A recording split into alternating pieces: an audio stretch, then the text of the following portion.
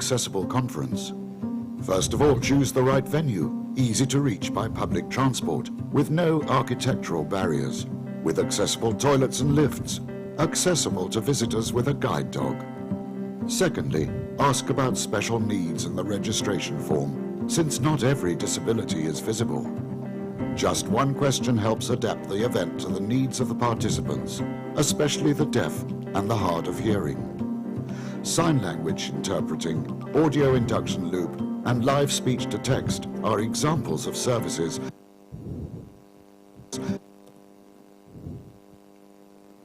Sorry, but maybe that's a sign we need to move on. We also offer video tutorials to help you master software. And this is one again from Agnieszka explaining how to use subtitling software called Easy Titles. This is just a clip. So let's assume we don't have a transcription and we have to listen to what is being said in the video and transcribe it as subtitles. I'm going to play the video and pause when I think a first subtitle should appear. So I think we should start here. So I'm going to press Enter on the numeric keypad to define the in time that is the beginning of the subtitle. Then I move to where I think the subtitle should end. So I'm going to listen to what he's saying and put it down. Soon, I'm by the orange stand. Where are you?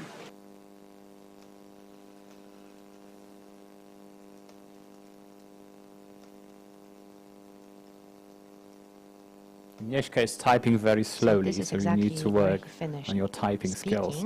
So I'm going to press the insert key on the numeric keypad in order to define the end of the subtitle. As you can see, we have the first subtitle here. We can drag this subtitle if we think we need to move it. So success, we have created our first subtitle. We also have assessment tools. You've already seen one, a key to the quiz. We also provide NTR templates. For those of you not familiar with NTR, this is a model used to assess the quality of interlingual subtitles, live subtitles. So for intralingual we use the NER model, some of you might have heard of it, and for the intralingual ones we use NTR model. And you can use this template once you have completed a practice video and you have the transcription on the left, and then you can paste your own re-speaking based subtitles and perform the analysis, or this can be done by your trainer. You can see an example of such analysis. So if you look at the last sentence in this first paragraph, it says, however, only 3 if you will be taking part. And then in this was respoken to Spanish, and it says, pero solo 3 de vosotros participar es. And as you can see, this is a misrecognition. This should be a future form, participaréis, but this was recognized as 2 different words. And this is marked as a minor error. That's here, minor error. It's minor because for the viewers, for the users of these subtitles, this doesn't cause much problems. They can guess that this is an error, and they can guess what's the right meaning. We also have practice activities. We are working on creating a repository of practice videos for re-speakers to practice on, and we will have different levels of difficulty. So this is more easy, a clip from a quite easy video with just one speaker. I decided that I was a feminist, and this seemed uncomplicated to me. But my recent research has shown me that feminism has become an unpopular word. Women are choosing not to identify as feminist. So as you saw and heard, this is quite a slow clip, an easy one to practice on. By the way, I'm also a feminist, and we tried to achieve a gender balance for this presentation. We failed, but as you can see, most of the video examples include women, so at least that. And there's another practice video, much more challenging because the speech rate is higher, it's much faster, and there is more than one speaker. So it's very difficult. video clip. I will show you a minute of it, and you might try to guess what is the point of showing it and why I'm doing it. Every day I end each show with a reminder to be kind to one another, and this next story is a perfect example of how one small act of kindness can go a very long way. Come on down, Kelly McGuire. Your story is great. So you live in Chicago, and you were coming home from a Bears game, right? Yes. Okay, so tell everyone what happened. Okay, so I was coming home from the Bears game, and we were trying to hurry to our train because I'm really last second. I always do that. Oh, it's bad. But we're hurrying, and I see a homeless woman, and I passed her. I crossed the street, and I stopped, and I grabbed my husband, and I said, listen, I'm about to do something crazy. I can't explain it, but I need to give this woman my boots. He's like, okay, crazy. And so... It's cold outside. Yeah, it's freezing. And she didn't want to talk at first. I kind of had to make her feel like I was a safe person, and we began to connect with one another. And it was really special. And we only had a few moments together. But I told her I had seen her sign once I got back across the street, and it said that she needed warm clothes and she needed some winter boots. And I could just see it in her eyes. She was so thankful, and she started to cry, and I said, I want to give you my boots. So a very moving story.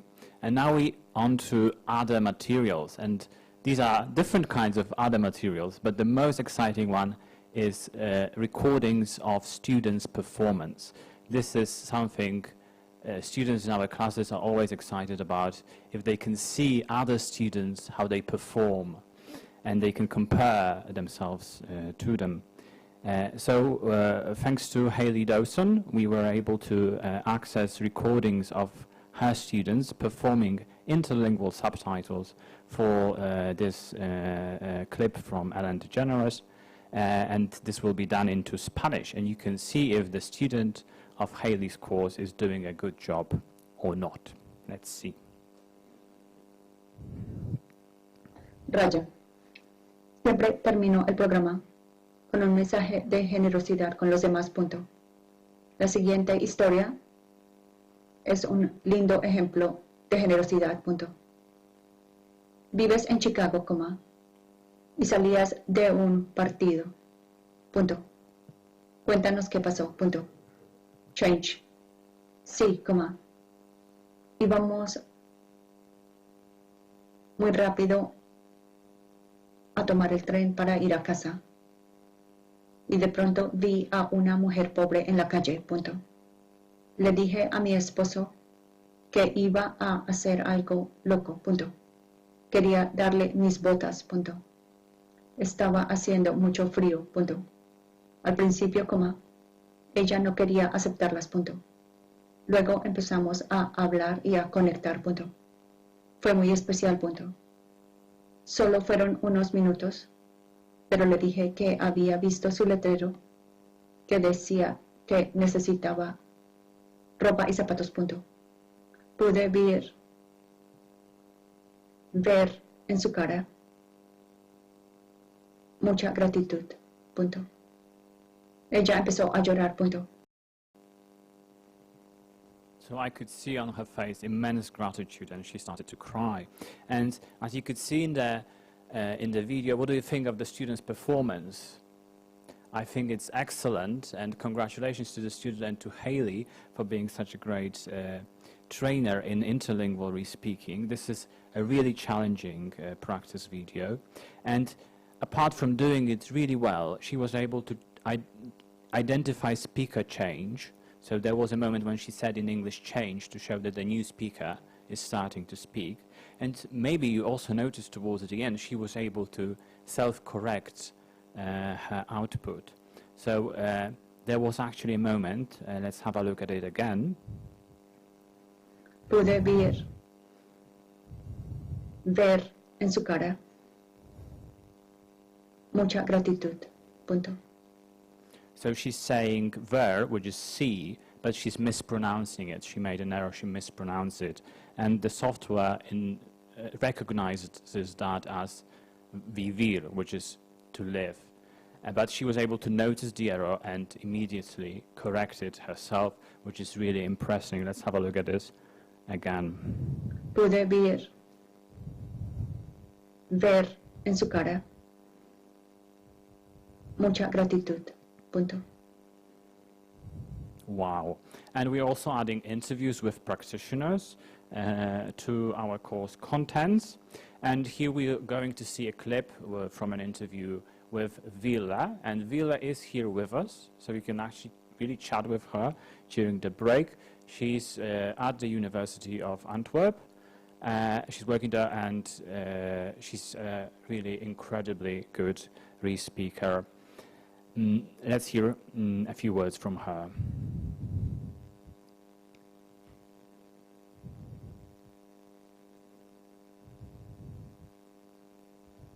She doesn't seem to have anything to say.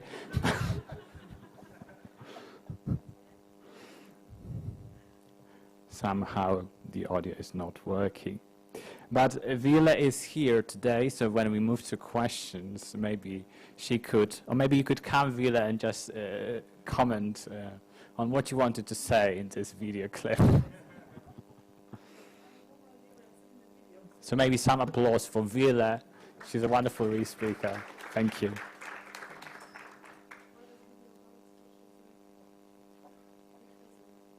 That's a microphone. So I don't remember exactly, but among many interesting things you said that you really need people to explain this intra and interlingual because it's so confusing. So I wanted to comment on that and say that Agnieszka is explaining that in our video presentation. So exactly in that video, I'm pointing out about the first experiments that we have been doing at the Flemish television station, diving into interlingual live subtitling, and then also the request that our broadcaster is having to always more and more reduce the delay. Because when you're broadcasting for television, well, it's still not, people are not used to have the subtitles in open subtitling coming too late. So there we have to negotiate a certain delay, but at the same time, if you have a live show where there is maybe televoting, the broadcaster doesn't want to have any delay because they want to have the live voting and then the live results. So there you are as a live subtitler trying to negotiate to get at least 1 minute, and sometimes they even force you to go to 30 seconds, which then of course has an effect in the end result. So you also mentioned, you were asked in the clip, is there going to be much demand for interlingual re-speaking? Like, should we pay attention to it? I think we should very much pay attention to this, yes, because there's more and more demand. There is, be it in television and in live events, more and more this opportunity to give more accessibility. And we discover in the Belgian market, but also larger in France and surrounding countries, that people are more and more diving into this. Mm-hmm. Thank you, Vila. That was wonderful. We had a live clip from an interview with Vila. I hope after having this sort of peak view of what we are creating in the project, I was able to make you interested in our work, and you can follow what we do on ilsaproject.eu, and then we will also publicize our final course when it becomes available to all of you, and we really wish and want all of you to be able to use it and benefit from it. Towards the end, I also had a clip from Daniela. Again, probably there will be no audio on this laptop, but Daniela is a wonderful example. She's Austrian, if I'm correct, and she's a live subtitler, except she didn't really have formal training. She combined different skills from interpreting, from subtitling, and without having the ILSA course, she was able to somehow master the process, and she's an excellent live subtitler. The thing is that it's extremely difficult to become Daniela, and we need many, many more Danielas. So our hope at ILSA, with the ILSA course, is that it's going to become much, much easier to become a Daniela, and hopefully we will have many of them. Thank you.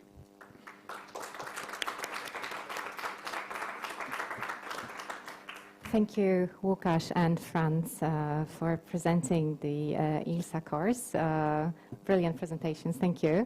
While transitioning to our next speaker, Sylvain Cachelin, that I'm going to introduce in a second, and Łukasz maybe can open the presentation, we have time for one question.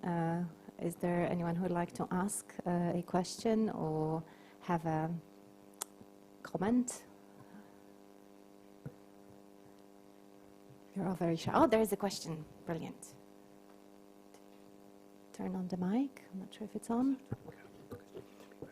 I have this question about, you were talking about the fight between artificial intelligence and human intelligence, but do you ever use artificial intelligence as help, assistance, when translating or subtitling? Yeah. So this was a simplification, because what I really meant is that these are machine translated, and we have guys from AI Media, so you can talk to them and discuss the wonderful technology and how much of artificial intelligence is involved in that at the moment. They will have all the details. And I think I have partially answered your question. I was so excited for this event, I didn't sleep much. And if you could repeat the other half of the question, then I will try to do my best to answer. Or maybe we could take that during the coffee break. Okay, sure. Once you've had some coffee. The AI Media representatives are right here in front of me. If anyone's interested, can wave so that everybody can see you. And let me welcome our next speaker, Sylvain Cachelin from France. Sylvain is the head of audiovisual translation and accessibility studies at the Institute of Translators, Interpreters and International Relations at the University of Strasbourg. And he's been working there for more than 10 years. He's also a professional translator in interlingual subtitling, voiceover, reality TV shows, and he's a re-speaker, live subtitler, a subtitler for the deaf and hard of hearing. Sylvain, the floor is yours. Hello. Thank you very much for welcoming me and inviting me today. I'm sorry about my French accent. Sorry about that. And thank you for the presentation as well. That means I can move on to my second slide, actually, because I was hoping to introduce myself on this one. So we'll move on right away to the base camp. There are academic accessibility courses in France in HOH, mostly introduction classes in a few universities. But there is no university training so far in live subtitling. So I decided to investigate 3 major companies to see how they trained their employees and freelancers to be. Point A, the market is composed of 9 companies in France, 8 of which are based in Paris. I'm talking about intra-linguistic live captioning. B, the companies we'll focus on are the top 3 in France. So I went to see them and studied the way they work, their differences, but also their similarities. C, re-speaking started in France by 2005 with the birth of one software still used today in some companies. It's the one you see at the bottom of the slide. It's called ProTitle Live, very French accent. So this is a small world indeed. So before explaining how live subtitling is working in France, we need a brief review of French HOH, especially of the guidelines, as they quite differ from the rest of the world, I believe. They are the base we use for subtitling, although some points can't be applied during live sessions, of course. These guidelines include 3 main points. Point A, use of colors, which we call code couleur. We use colors according to the context, better said, to what is happening during the scene. Other countries use them to differentiate characters on screen and in order of priority. We do not do that. B, well, we do use colors, as I said, but according to what's happening on the screen. Hence, the white color for on-screen and yellow for off-screen. B, the positioning, which we call placement. And C, the extensive use of punctuation or even creation of some punctuation signs. I'm going to briefly show you a brief video of how live subtitling is done in France. It's the shortest one I've got, and I had it subtitled for you in English. So it's a video from 2007, so things may have changed a bit, especially the vocabulary that we use, and you'll see as well that the subtitles appear in a block of 3 lines, which, except for one channel today, is no more applied in France.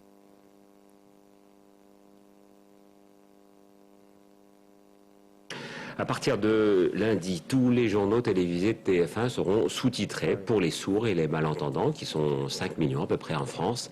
Un sous-titre. So a few more technological challenges, a quick break for reflection. We have to restart that. Which video was it? À partir de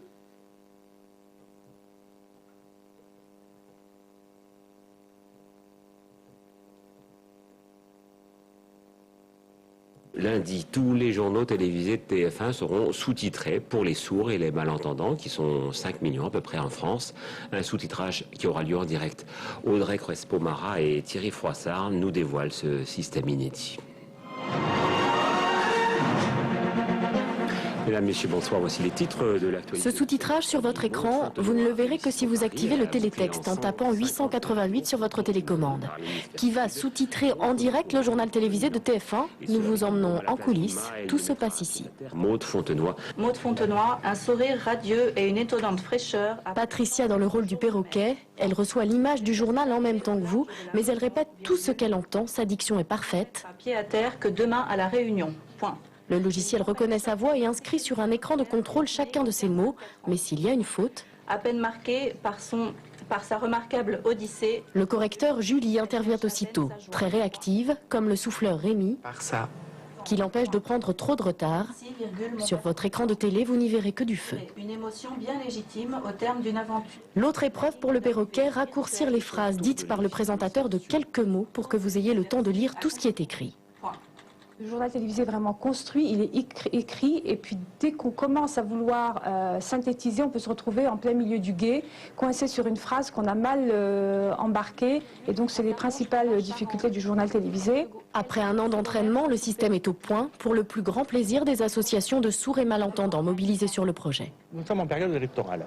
Ça veut dire que tout l'accès à l'information politique au moment des élections est complètement compromis sans sous-titrage pour les personnes sourdes, alors qu'on leur demande d'aller voter. Et donc notre attente, c'était vraiment que TF1 sous-titre dès maintenant son journal télévisé. Le premier journal de TF1 entièrement sous-titré, ce sera lundi. La loi handicap de 2005 oblige toutes les chaînes privées et publiques à sous-titrer l'ensemble de leurs programmes d'ici à 2010.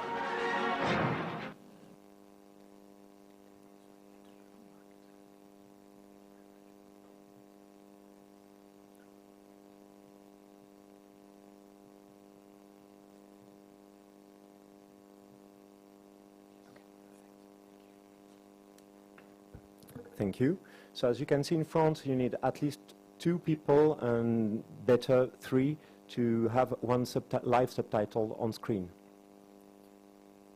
So I'll explain that later on if you want to, but I'll move on to my presentation, which will focus on the 3 major companies, as I said.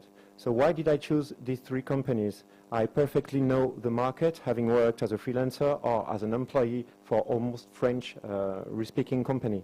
Here are the hours performed in re-speaking and pre-recorded subtitling in 2018, just to give you an idea. So that's why we need more Danielas as well.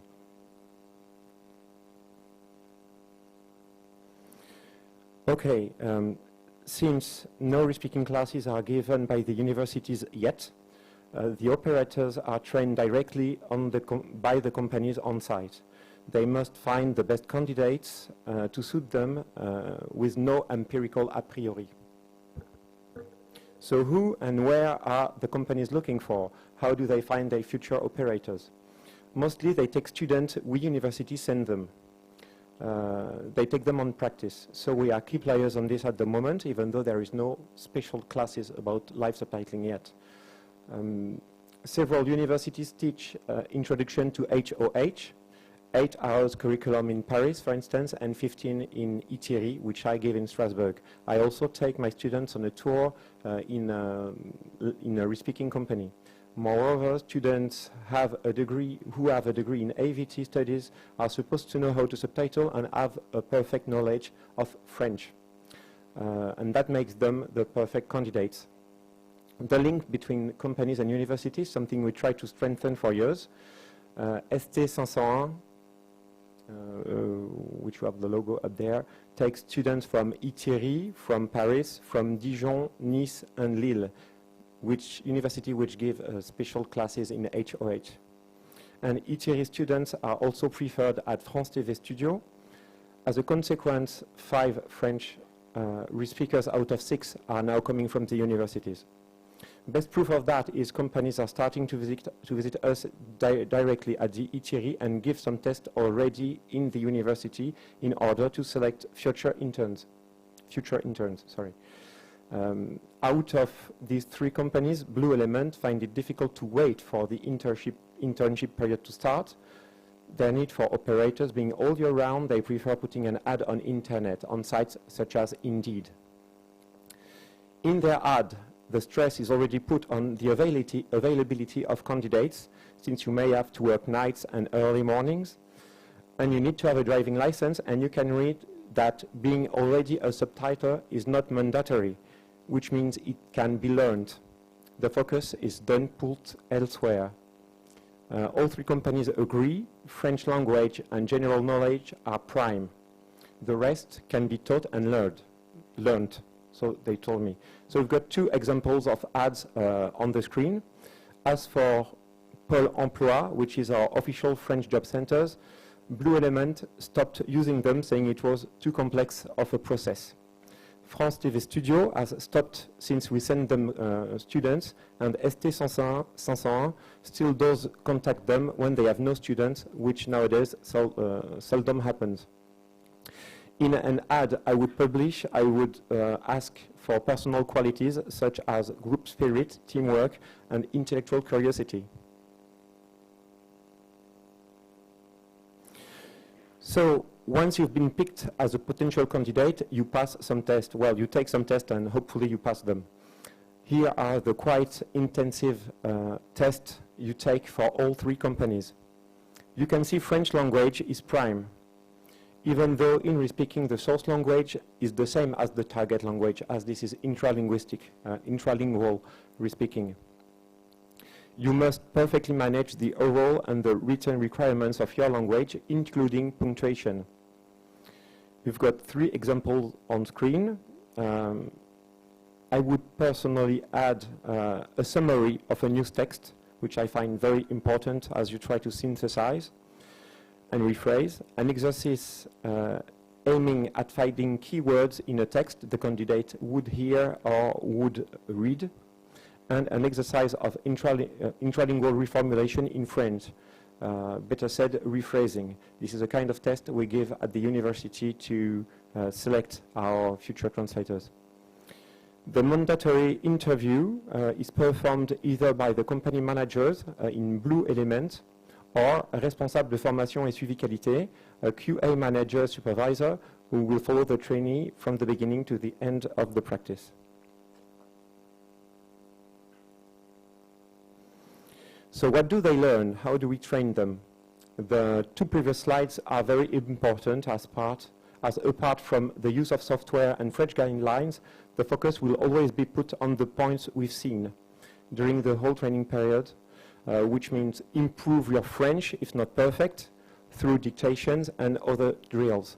Know the news and everything which is happening in the world. To Blue Element, general knowledge is not as important as real-time news, for instance, and of course gaining speed in everything.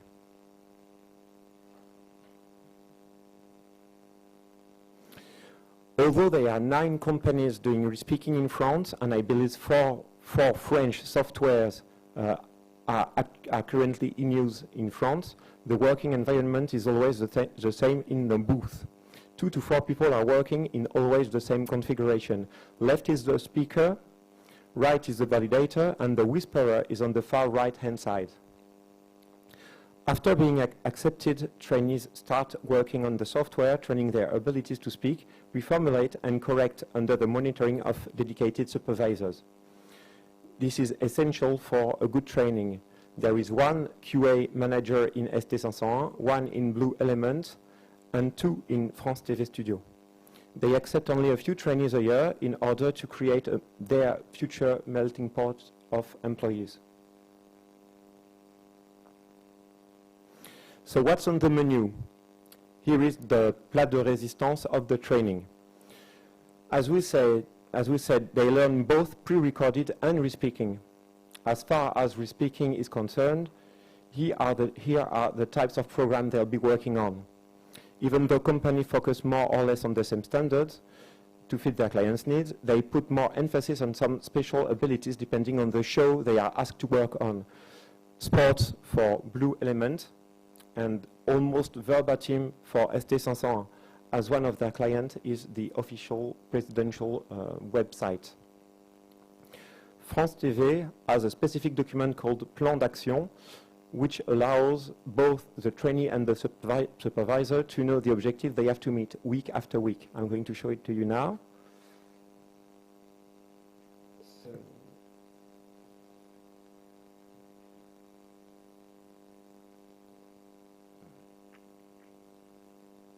I have no pointers. Sorry about that. No, it's not video. It's plan d'action. It was a document. It's the one just above. This one.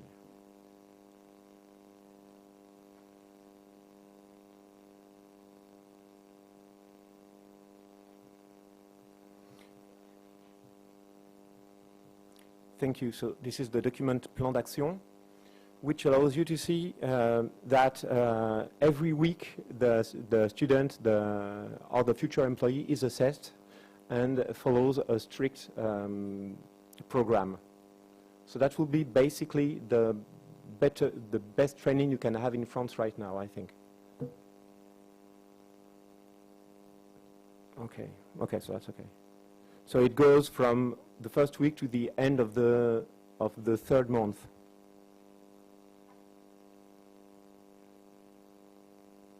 Sorry, I need to get back to the PowerPoint.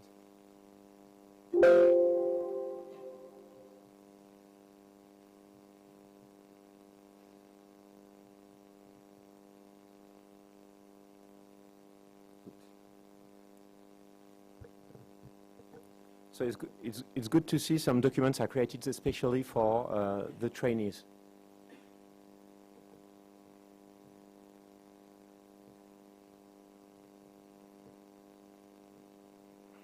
Thank you. Thank you. Okay. That would be, so we were here, right?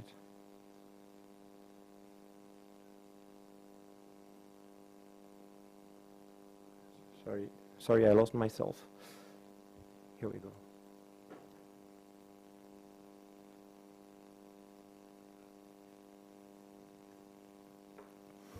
So,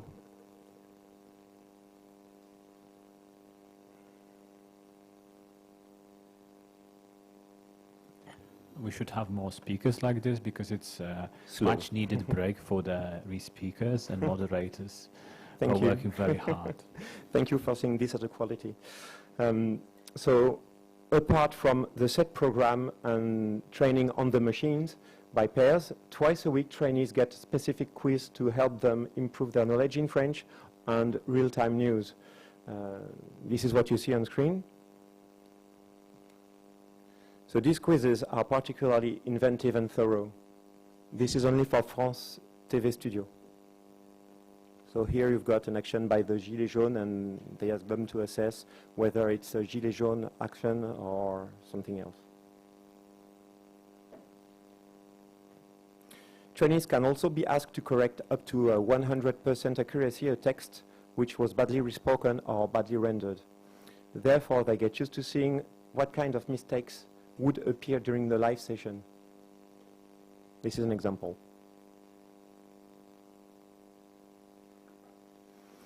So when do you go live? In my time, we used to start as whisperers. The role of the whisperer, although discreet, is paramount in the French system. There is no particular training for this role, even though I believe there should be one. The whisperer, which we call souffleur or aide correcteur, must learn how to communicate with the validator and read the sentence as soon as it appears on screen, fastest than the validator will, as the validator must assess and send every sentence or word. So he needs someone to read before him. So that's his role.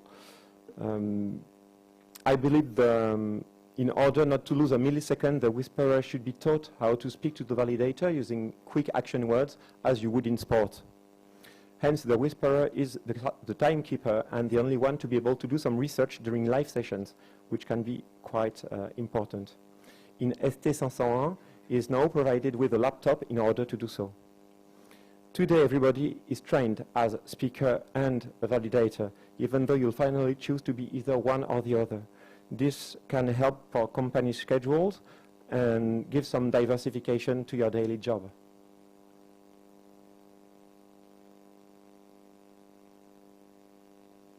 Okay, so what happens at the end of the training? If you don't fit, you'll be told before the end of your training period. Supervisors are here to help you improve and to follow you. There is no final assessment in any company as the candidate is assessed during the whole process. However, France TV Studio asks the trainee to assess their trainings and their supervisors. That's fair enough. I had a document to show you, but that's just a document of assessment of the trainees for the supervisors, or vice versa.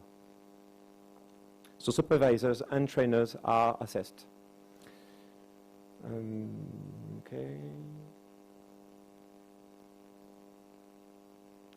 So there is no university training for re-speaking in France yet, as I said. Should there be one today, and we hope to do it in the ITIRI, we'll definitely inspire ourselves from the market, as for several years now we've been sending our students in re-speaking companies, and because for once we've got the opportunity to forge a practice to theory method, which not always happened. This was my conclusion. Thank you.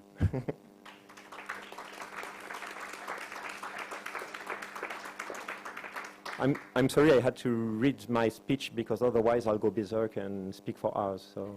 So if you have questions or things, please ask me.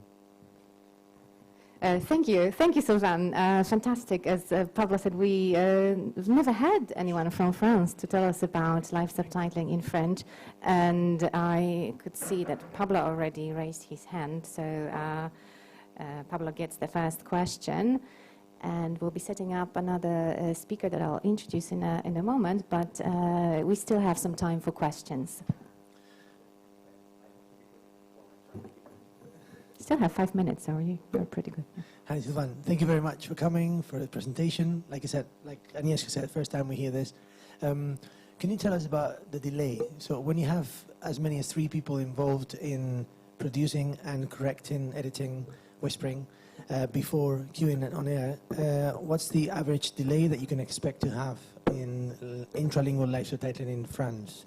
Do you actually manage to access the audio before the viewer so that you can cut down on that delay? Have you got any data on that? How does it work? Thank you for the question. The delay in France, according to the guidelines, must be under 10 seconds. If you try to assess that on your TV, you'll get about 15 to 20 seconds delay. In order to reduce that delay, humanly you can't do much because of the way we're working in France with 3 people to 4 people involved sometimes. So what we try to do is to prepare much of the things which will be sent online, which should be sent. So we'll try to do a lot of semi-live subtitling. As speakers, we try to do the best we can, of course, but as it goes from the re-speakers to the head corrector or validator, through the whisperer, it takes some time. So the best delay I've seen is 4 seconds, and the worst one can be 25 seconds to 30 seconds, I would say. usually you get the feed before everybody, before the population. So we get to gain about 4 seconds, which is already a lot. But still, with these 4 seconds of feed gain, we still have to approximately 10-second delay. The viewers are not happy because that's a lot. But when the channel started to implement live subtitling on TV, they all decided to go for 0 typo error on screen. That, I think, influenced the way we are working today, because in order, as you said in the introduction, in order to have 0 typo on screen, you need to pass through the whole thing, and we get delay from that. You have either to choose no delay or typo, or very few typos. Okay. Thank you. We still have time for one more question. Anthony, up there, I think, was first. Zoe, you can take your chance during the coffee break. Yes, thank you.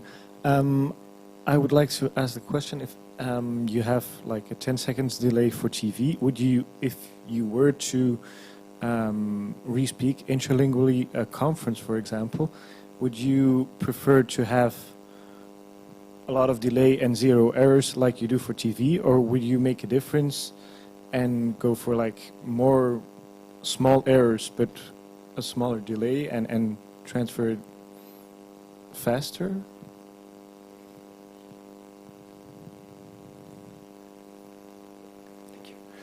Thank you for this question. Actually, interlingual live subtitling does not exist in France. As far as I know, companies are against it because that would destroy the interpreters market. I'm sorry, I meant intralingual. Intralingual. There are companies who are doing, as you said in the introduction, voice-to-text interpreting in intralingual subtitling, and they go for less delay with some typos. They have also,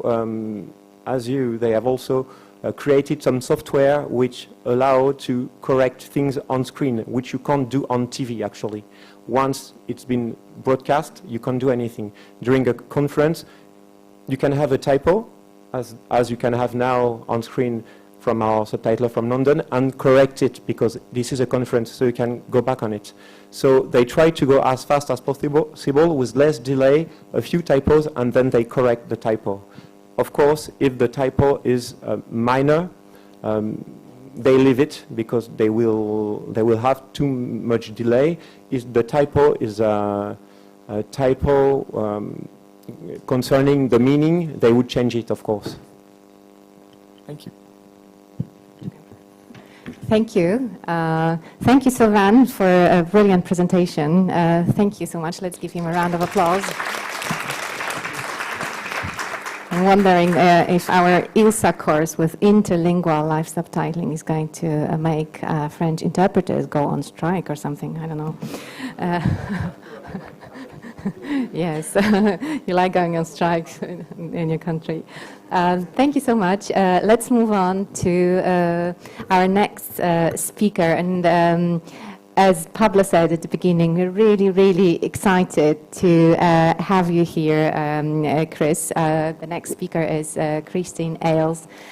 She has flown to this event and the Intermedia Conference, especially from the US. And let me just say a few words about Chris. She began her career as a court reporter in the state of Michigan, and she was the first to introduce speech-to-text translation by voice in a courtroom setting using Dragon Naturally Speaking version 4.0. Then she went on to train as a card provider when she moved to Florida, and she studied under her mentor, and later became the first voice writer or re-speaker to provide a card at a Deaf Way conference in Florida. Not only that, she's also a trainer. She developed and published several manuals for VR use in court reporting, card and captioning, and she's also a model trainer and developer of an online learning platform for captioner providers. Thank you for coming, Chris. We were really happy to have you. Really appreciate this. The floor is yours. Thank you very much for having me and reaching out, and I'm really excited to share everything that I've done with you and point out a few differences of how we do things in the United States. Chad, do you want to come up? You don't want to come up? Okay. Okay, I guess I'm on my own here. So the first thing I want to point out is when I did develop the course, I didn't develop it for a school setting like you would in normal university. This course is specifically developed to hire people at the end of the course. So you go through the course. There are 7 modules that you're going to go through. Hopefully you can see what we're going to discuss. Each module builds upon another. And so by the time the student is done with the course, the student has actually got a job. In the United States, we only have one person providing live captioning or respeaking for news shows, for conferences, for university students that are attending graduate and postgraduate work, that are deaf or hard of hearing, that require a respeaker or voice writer. In the United States, we are required by the FCC to provide accuracy at 97%, although by the time the students reach the end of this course, they're usually above 97% because some of the similarities that I've noticed with the presenters today is I cover the same thing, and it's they learn not only how to use their voice as a tool to work with the Dragon speech recognition engine, but they learn how to manipulate their voice. They learn how to use their memorization skills to increase their accuracy. And we also, in the United States, we use a what we call a CAT system.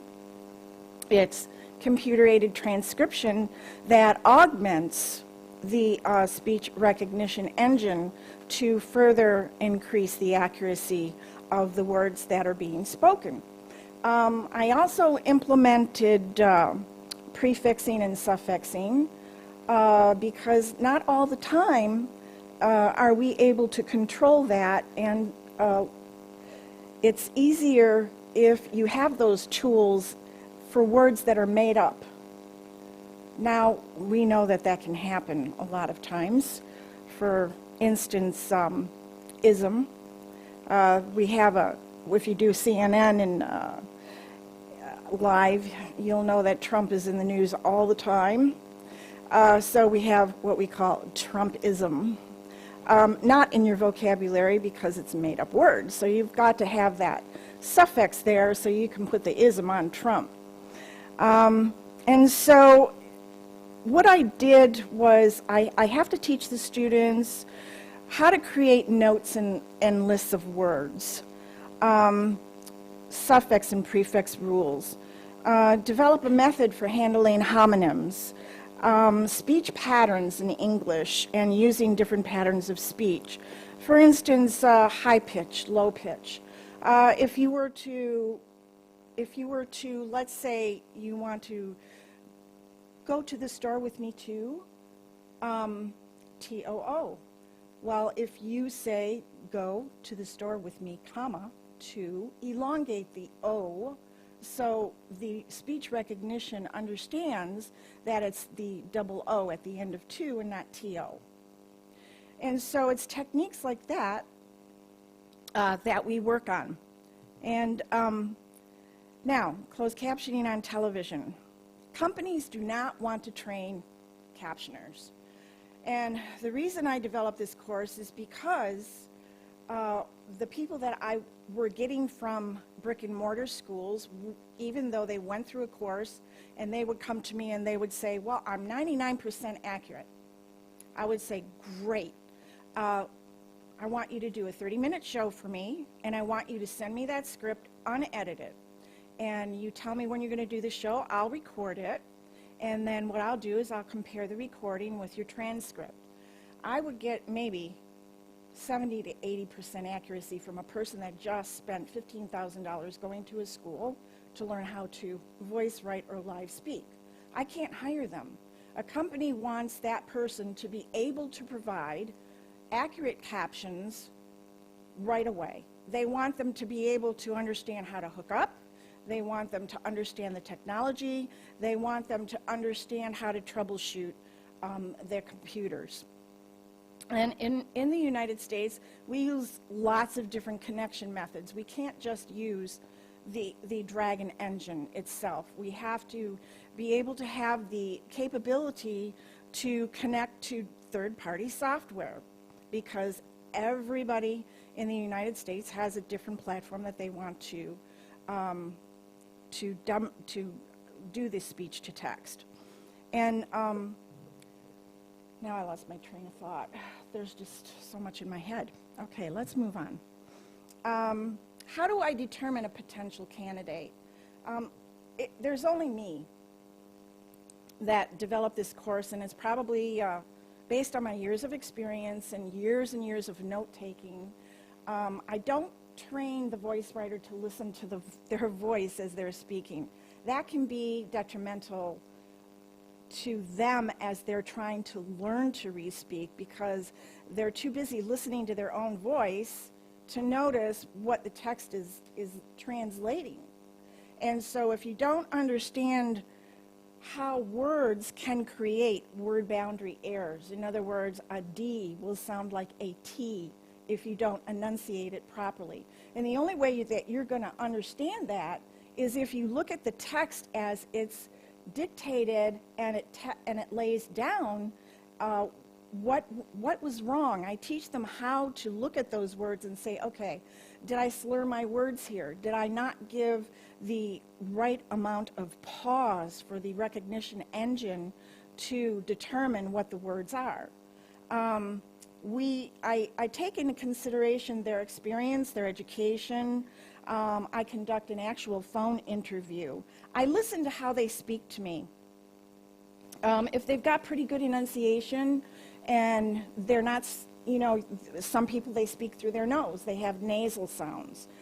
Some people have a individual is if you don't have the time commitment that this is going to take for you to learn, because let's face it, yes, you're spending money every individual is if you don't have the time commitment that this is going to take for you to learn, because let's face it, yes, you're spending money every month to attend this school, but at the end of it, you're going to get a job.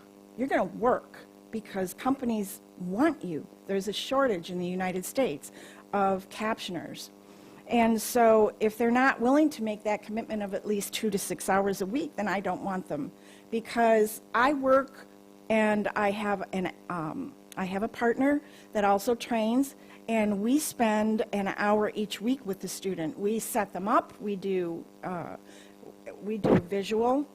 The equipment that they're required to get, we've tested it beforehand, so we know everything that works with the speak recognition engine, what microphone to use, what headset to get, what modem to purchase. All that is already set out for them. All they have to do is learn how to use it. So after I determine whether or not they're a good candidate, we're going to get into how did I develop the course. There's several modules that I developed, 7 of them. First of all, deaf culture. They have to understand who are they providing this service to. These are people that cannot hear, or they have a difficult time hearing. And so why do you want to be a captioner? Oh, is it just for the money? It's more than for the money. It's a mission. You're helping people. You're helping them understand that there's a tornado coming, and the tornado shelter is over here, and you need to go there by this time, and the clinics are here. And if they don't get that information, you know, how else are they going to know? Yes, we do have live interpreters, but they're not always provided. The next thing is the fundamentals. You have to learn about the fundamentals of Dragon. And that is, everybody gets a voice, what we call, this works with our CAT system. Okay, sorry. What do I have to do? Okay. So that's a standard vocabulary that all my students get. This starts them off. This works with Dragon and with the CAT system.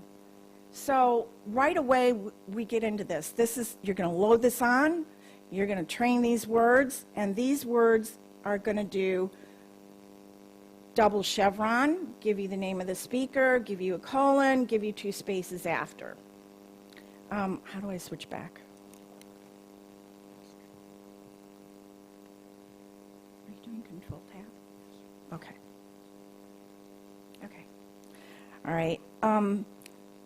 There's a lot of features in Dragon that are now really, they've come a long way since Dragon 4. In Dragon 4, I was ripping my hair out of my head because I had to somehow compete with steno writers. A steno writer is the shorthand machine. I had to be able to augment the voice recognition engine because when I would work with the steno writers, they would say, well, why can you do this? Can you do that? Okay, well, let me think about that. And then I would have to develop a way to do it so I could be competitive because I worked with steno writers a lot. There are certain features that we turn off in Dragon. We don't need them because the CAT system picks up on the rest of the features that we require. Next, why use a CAT system? Well, in the United States, we all need a CAT system because we need to be able to hook up to an encoder. We need to be able to use Adobe, Zoom. Okay.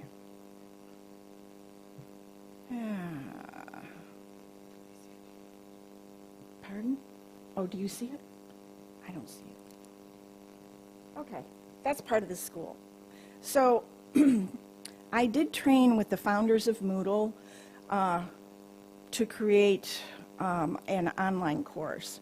The online course includes a lot of audio, a lot of visual, because I don't think that you can teach people to re-speak or voice write by just reading. A lot of the audio and a lot of the video is me actually doing jobs. I'm actually speaking. So they can hear and they can see how my words are translating.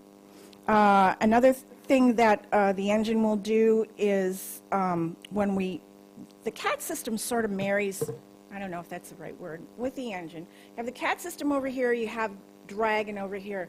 You open the CAT system knocks on the door of Dragon and it pulls in what features that I want to use from Dragon, if that makes any sense to you. And so I have the ability to delete live. If I make a mistake on air, I can use a word that deletes the word, and then I give it a slight pause so the speech recognition engine can sort of digest the fact that I just deleted that word before I say the correct word. And also, the CAT system gives me the ability to put in a one-word buffer, and in that buffer, if I know, because I've been doing this for a long time, I know what words will and will not translate, I can actually type into that system and it will stream out on the air, which is a really neat feature. Let's see. Listening and repeating. That's a skill. Is it up there? Okay. This is some of the course. You can see how it's built. I do have quizzes. I have forums so the students can interact with one another so they don't feel like they're all alone. And everybody shares what are your problem words, what are you having a problem with learning to listen and talk. In the United States, the news companies don't care how fast they talk, which I have a problem with a lot of times because, you know, you can be on a show for a half an hour and they're going so fast, and you have to figure out a way, how am I going to keep up with them? That's a challenge. And so one of the things that I teach the students when they are learning to listen and repeat is you have to hold a certain amount of words in your head, because what you're doing is you're actually formulating how you're going to punctuate those words, what phrases go together in order for it to come out accurately, and how you're going to pace. We in the United States are only supposed to have a 2 to 4 second delay from the time that they say the word on the TV to the time that our text reaches the station or the decoder, the television show.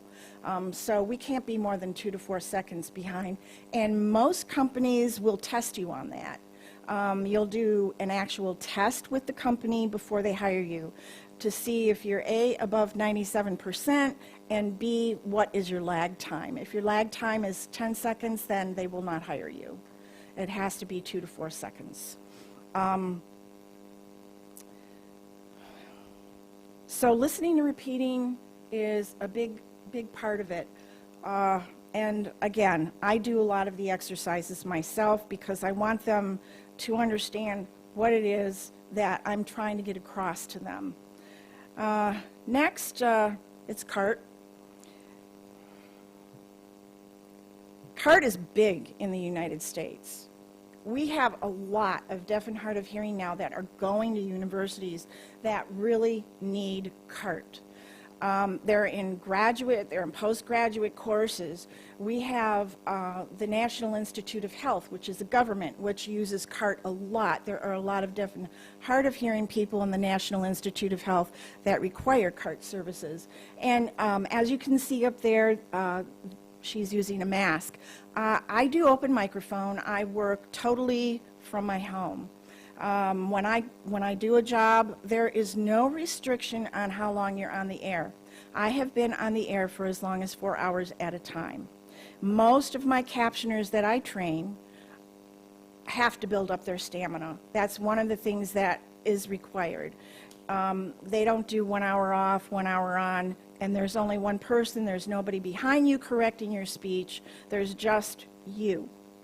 So that's a little bit of a difference. I love doing CART as opposed to captioning because it's like going to school for free for me. And I think that's just wonderful. Also, I develop a relationship with my student who really appreciates what I'm doing, and I learn a lot from them as to what they require. What do you want me to take? Some students, depending on the deafness, are they polingual or are they prelingual? If they're mainly sign language, they don't want verbatim. And that is where I will use my own judgment in order for them to get as much out of the class as possible. I can't do that on live TV. Live TV, the FCC demands verbatim, 97%. That was just changed this year. Everybody's in an uproar in the United States. There's a big flux in the industry right now. It all is based on money. The news companies do not want to pay captioners the money that they were making 10 years ago. They want to pay less money, but they want more for their money, okay? They want to pay maybe $40 an hour, but they want it to be perfect. And so, you know, everybody has to kind of roll with the punches if you want that kind of a career. Development of your technical skills. This is really important. When I get somebody from a school and I say, okay, well, what is your encoder? What modem are you using? What baud rate do you use? I get, huh? I get, you need a phone line? Yeah, you need a phone line. So technical skills are really, really important. It goes along with graduating that student with the ability to be able to connect. Let's say you dial into a TV station. The parameters are 7 data bits, 2400 baud, and parity is odd. Well, you dial and you can't connect. Well, they have to understand that if it doesn't connect that way, well, then you change it to 8 and none and then 1. And that is all set up in your software. That's just an example of the type of technical skills that you have to you have to know. You have to know it because the company is just not going to hire you if you don't. And then you have a final assessment. Every module, at the end of the module, you have a final assessment before you can get out of that module. And I determine whether or not you're ready to go to the next module. So I've got some students that say, oh, can I get through this in a month? No, you can't. It'll take you a month maybe to do the first module, but you have to practice like anything else. You have to do 2 hours a day. You have to correct. You have to learn how to enunciate. You have to learn what are going to be your mistakes. All right.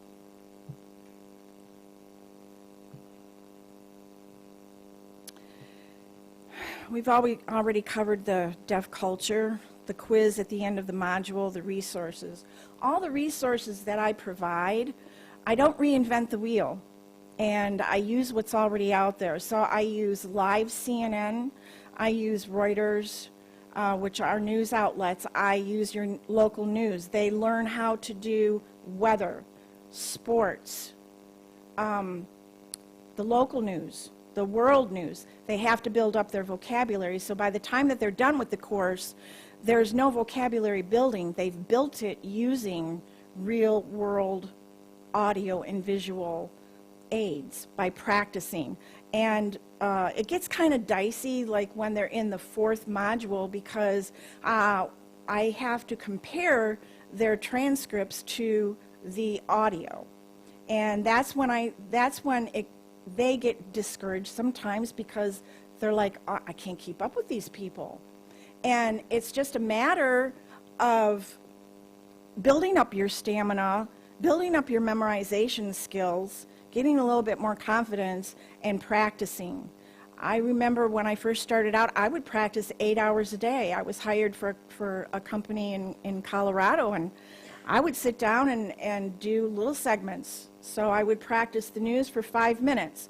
I would correct and look at my text and say, okay, what do I need to add to my vocabulary? How do I need to do this differently? And then I would move on and do 10 minutes. And then after I got done with the 10 minutes and the 10 minutes came out like maybe 98, 99%, I would move on to 20 and then 30 and so on. And so that's how I would build my stamina, that's how I would build my vocabulary, and that's how I train my students to do it.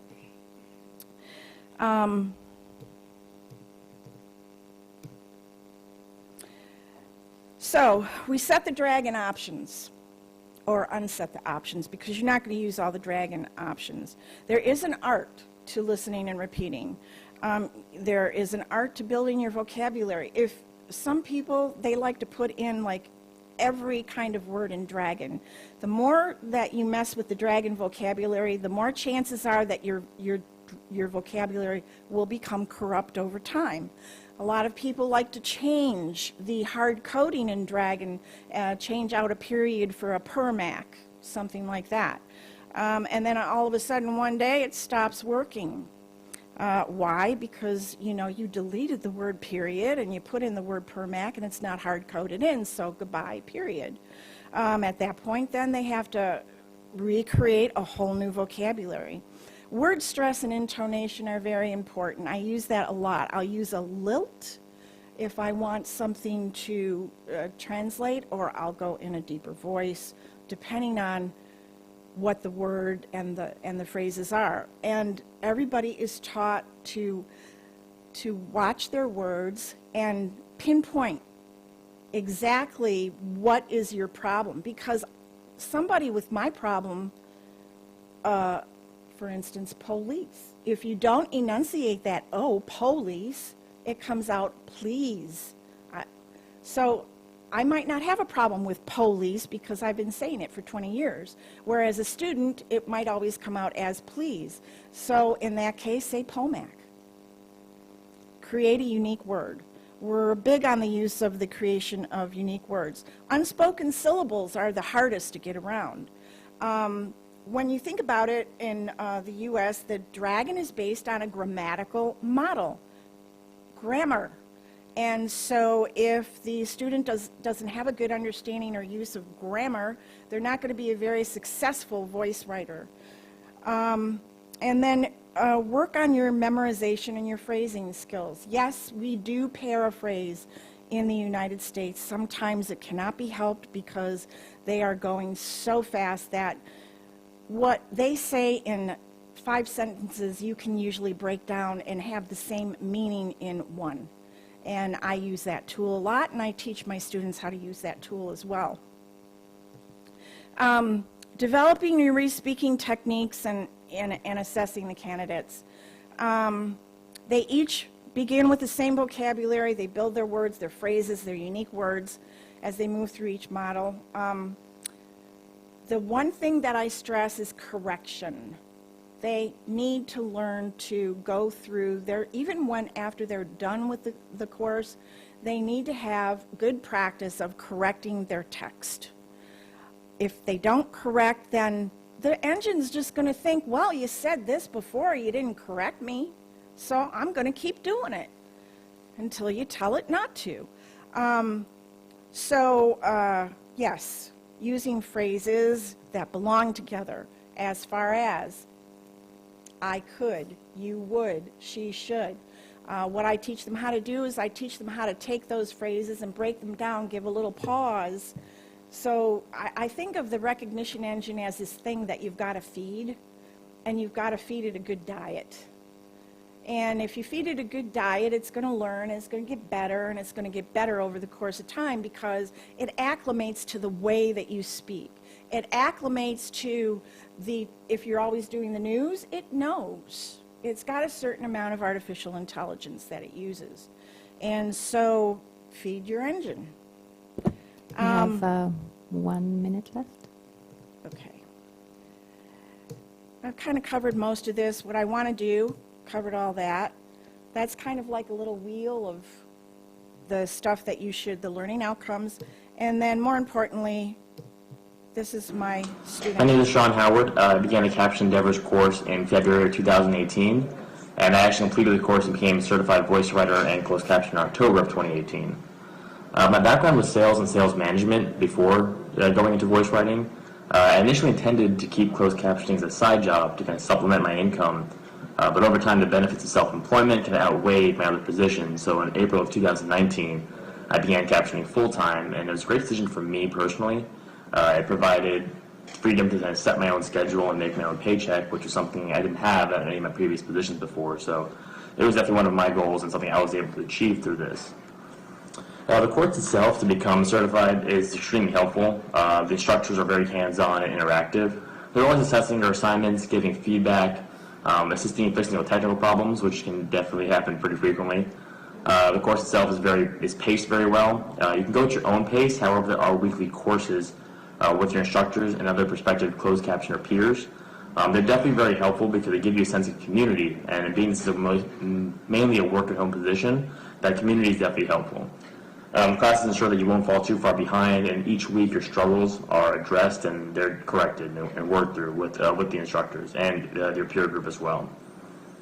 The course is structured to ease you into captioning and give you a nice gradual ascension into the actual live captioning. So there's lots of practice before you actually go through the captioning. I believe there's 7 different modules, and each module kind of prepares you before you go live on air for anything of learning the basics of the hard of hearing community to the actual live captioning itself, to the technical equipment and everything in between.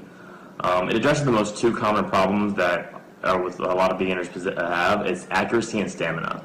At the end of the day, as good as the course is, it's really up to the actual student of how much they're going to get out of it. Consistent repetition and practice is necessary every day to build a stamina and to maintain the accuracy. So sometimes it can be frustrating. You really have to trust the process, and the end of the day can be very rewarding, depending on what your goals are.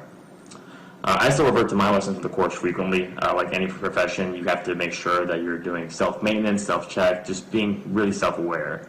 Because you are self-employed at the end of the day, everything does come down to you. So you have to, the onus is on you to take care and do that maintenance. And it's really to make sure you obtain your own goals, whatever they may be with captioning. Hopefully the course helps you obtain your goals, whatever they may be. But I'm sure if you give the effort, that it will eventually help you get to whatever your goals may be in captioning. He's just one of the 50 students that have gone through the course that are now working for a captioning company. And he was able to quit his full-time job, and now he's working for 4 companies, along with the 50 other people. I'm starting to get phone calls from other captioning companies to provide voice writers, so it's kind of morphing, which is great because everybody that goes to this school gets a job. And that's it. Thank you.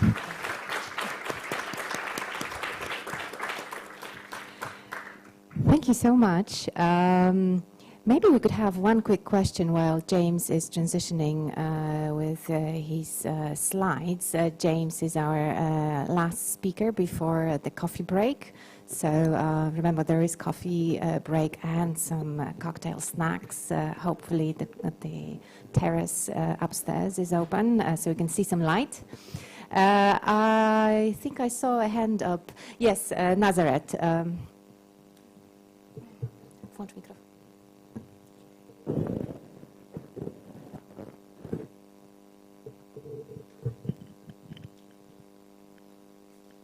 Well, thank you so much for this presentation. And Agnieszka, can I ask 2 things, please? Quickly, please. Let's Sure. see. Sure. So that was fascinating, really. And I was wondering, so 2 main questions. First one would be, do you happen to know how much of the closed captioning on television is actually prepared through voice writing, and how much of that is actually steno captioning? And my second question would be, I'm interested in your opinion about the verbatim approach of the FCC to closed captioning. Would you think that perhaps moving into some kind of editing, not altering, but editing, so keeping the message, would perhaps help quality in the end, so maybe being able to cope better with fast paces by speakers? Thank you. You know, we're regulated by the FCC, the Federal Communications Act. They don't want, the deaf population in the United States are very vocal and they're very demanding. They not only want verbatim, but they want every sound that is heard. They want a phone ringing, they want a dog barking, they want gunfire. You can't edit and then be the 2 to 4 seconds, you know, with the speaker. All my students are trained not to be on top of the speaker, because if you're on top of the speaker, then it's gonna be a mess. You have to formulate everything in your head before you say it.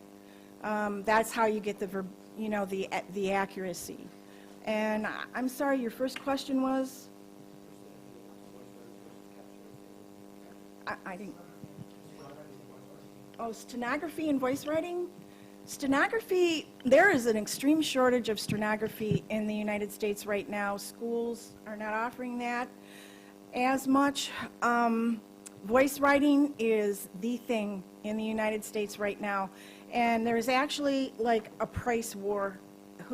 Stations don't want to pay, companies don't want to pay, and even though, you know, how many voice writers are now? Probably close to equal to steno writers. So I would say, like, right now, about 50-50. It's not, you know, it's coming up fast. Thank you. Thank you so much, Chris. And could I ask for applause as well? And our last speaker before the coffee break, James Ward from AI Media, who's been providing English-to-English live subtitling here and online. James is going to talk about training and certifying live subtitlers in the UK, Australia and Canada. Thanks. Good afternoon, everybody. First of all, thanks for inviting us to live caption and speak at a wonderful event, I think, which you'll hear about in my presentation. AI Media are very focused on accessibility. We are a social enterprise that exists purely to create access to more content globally. And I think learning about the inter and intralingual re-speaking opportunities that are growing in the university space and also in the corporate and broadcast space is really exciting. It gives us a greater opportunity to not only create access for those with disabilities who might be deaf or hard of hearing, but also access to language, so access to more content through exclusion through language as well.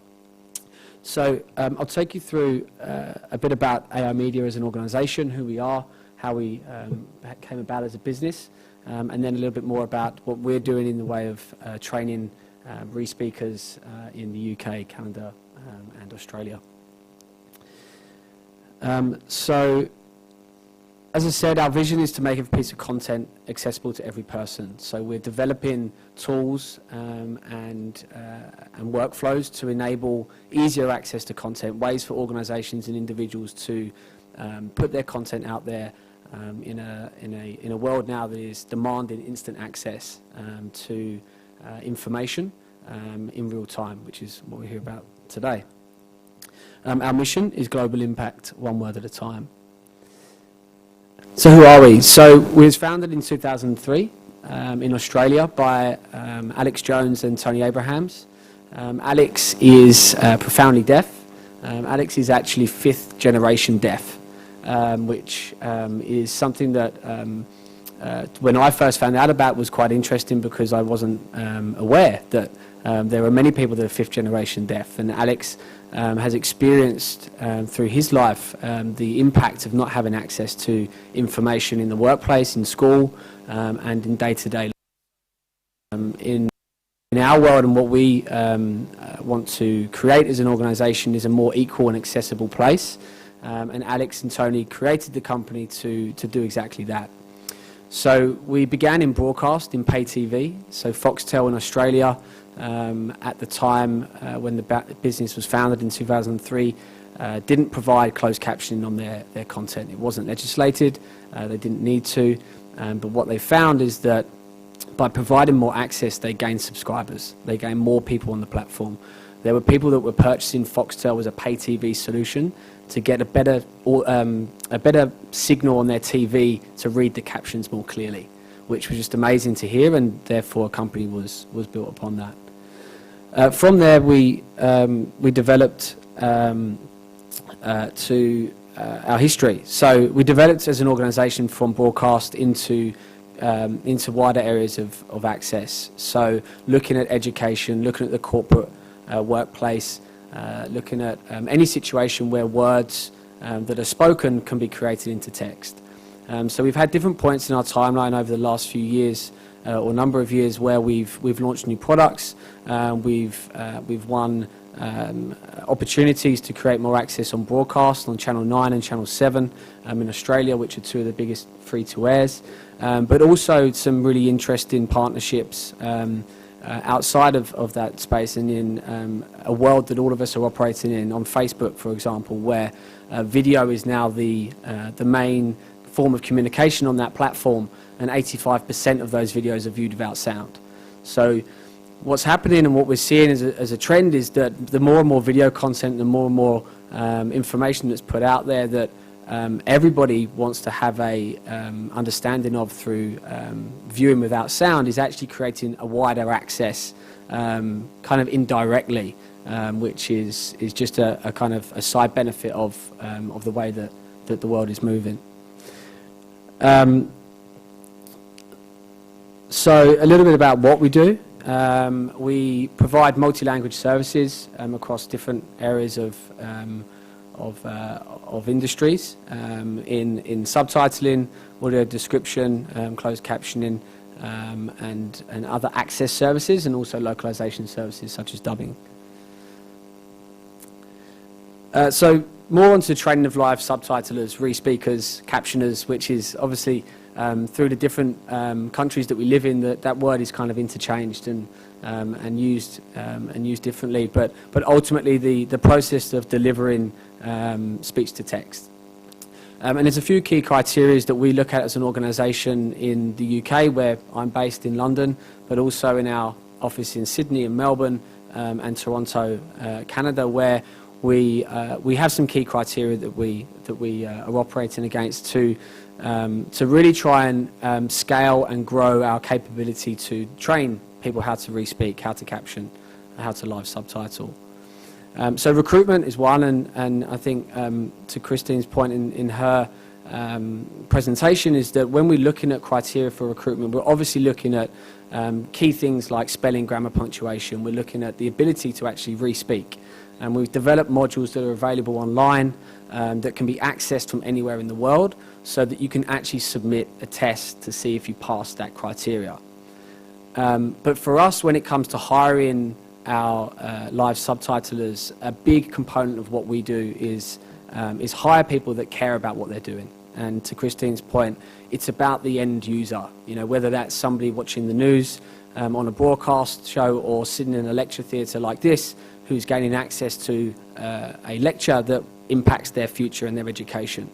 So in our interview process, we really focus a lot on the culture and AR Media's culture and what we stand for, and ensure that those values are aligned before we even get to the point of whether or not they can re-speak. So that's kind of the main focus that we play on recruitment, and then obviously you have to have the aptitude.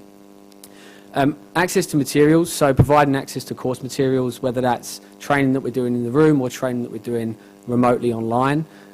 Easy access to those materials for reference, because a big part, as we all, or a lot of us know in this room, is that, as the guy in the video just said, it is a large part about the self-dedication. How good do you want your Dragon profile to be? Or are you just happy with it being at an average level? And if so, then you're not going to get as much work as the next re-speaker or voice writer that is obviously going for the same work. So access so that they can revisit, reuse, and kind of reassess themselves on stuff that might have been in previous weeks of the training.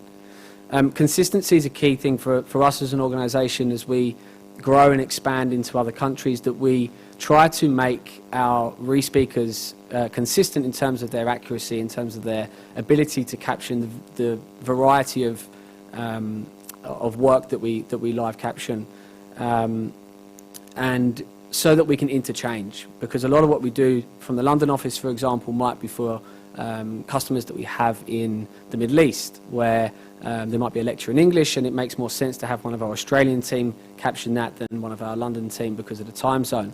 So it's important for us that we're consistent in our training and our modules, so that they all have the same level of understanding. Scale is a big thing. So how do you scale? How do you make this material available so that people can self-learn, can self-teach? And I think hearing some of the other presentations today has given some insight for me into what we can do to improve how we can make things easier for people to self-credit without having to spend $15,000 on a course that then might not get you to the accuracy level that you need to actually work as a re-speaker. Which leads on to certification. So creating a certification system that actually means we know that the person that's been through our training has the accreditation and certification to actually work for us. So how do we do it? And I'm going to go less into the detail, but more into just some of the high-level things that we're thinking about. And one of the biggest things is the world's getting smaller. and smarter. So utilising tools that are available for remote working. So Google Docs, Zoom, Slack, which we're all using, and a wonderful piece of software called Airtable, which not everybody's aware of, and I don't know if this will work if I click it, but I'll see. If I can, how can I switch? Where's Lucas?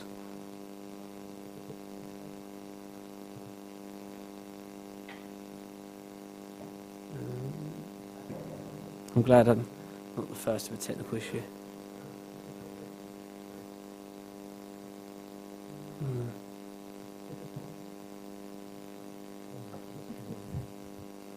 Łukasz is coming to save us. Yeah.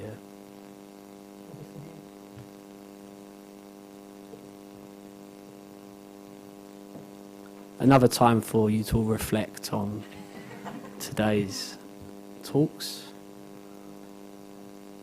For some reason, Lucas is helping me out last. I need to show.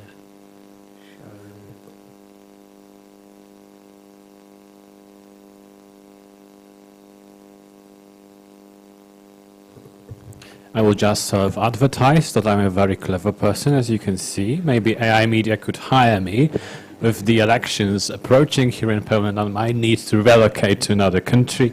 And I'm very open to working for you in London. Please note, as his supervisor, I would like him to finish his PhD before he leaves. Can you re-speak?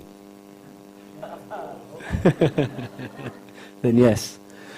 So this is Airtable, and what Airtable is it's a kind of a combination of Excel, Google Docs, and all of the other tools that are out there. But it also works as a database, so you can individualize cells, you can individualize views for different reasons. And I thought I'd just show you some of the. This is a short training program that we're using for some of our re-speakers that work on broadcast, but moving them over to university. At work and conferences like this, which is obviously a different type of re-speaking to doing broadcast sport, for example. So you have your modules, and I'll try and see if I can open one up. Maybe I'll leave it. But basically, you have your modules of Dragon, AI Live, which is our platform that you can see over there on the English screen, and then some links to tasks, to videos, directions to submit your Dragon pad or your notepad so that it can be marked remotely by one of our trainers. And then in here we can update the individual's profile, ask them to retake certain modules. So it's just moving from that classroom-based to remote-based training. And Airtable is a fabulous tool that helps us do that. So you should definitely check it out. So that's my new employee.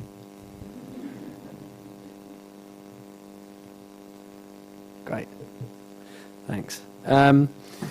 So yes, so ensuring the same modules are trained to each trainee, delivering the same outcomes, and certification using a global model to ensure we're marked against the same criteria.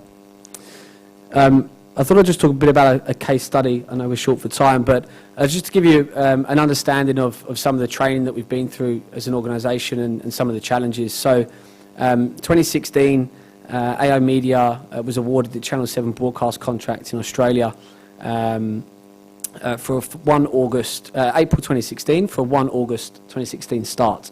On the 5th of August, the Rio 2016 Olympic and Paralympic Games began, and between April and August, we had to hire and train 40 live subtitlers to help deliver that contract.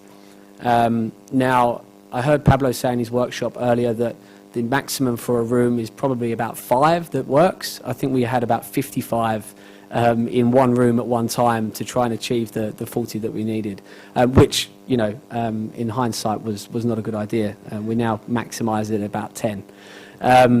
But yes, we needed to get it done, and I think what I'm highlighting here is that you know, there is the opportunity to grow at scale and grow quickly with re-speaking, and it helps to have you know, products like Dragon, which are improving all the time, that you can improve and train to be more accurate, but also to have good training programs and dedicated modules that you use over and over again that you can replicate and kind of put out to 40, 55 people, whatever you need. But one difference here is that everyone was interviewed, trained and tested on site. So this is in 2016. We've kind of moved away from that model now, whereby we do all of our pre-screening, even interviews depending, using Zoom, depending on location, remotely. So moving away from having files on our servers to files on Airtable, and having tests online versus tests in a interview room. But what you end up with is highly trained subtitlers ready for broadcast captioning in a short period of time, and a high level of engagement from new trainees. And one of the important things I think about remote workers, which we have a lot of, is the engagement. How do you keep somebody motivated to keep turning up to work every day when they work alone from home? So that's quite easy in a room of people to kind of get that personal engagement, but moving to a remote working delivery is quite different. So that's something that we're constantly trying to improve, and things like Zoom and Airtable and that constant flow of feedback and information helps with. So we're looking at certification, and there are a few, and this is a very limited list, but there's a few certifications for people that provide services for access for deaf and hard of hearing. The British Institute for Verbatim Reporters and the Register of Communication Professionals, the NRCPD, that lists a number of professions that are certified to provide a service to somebody that's deaf. Missing from that list in the UK was live re-speakers and live subtitlers.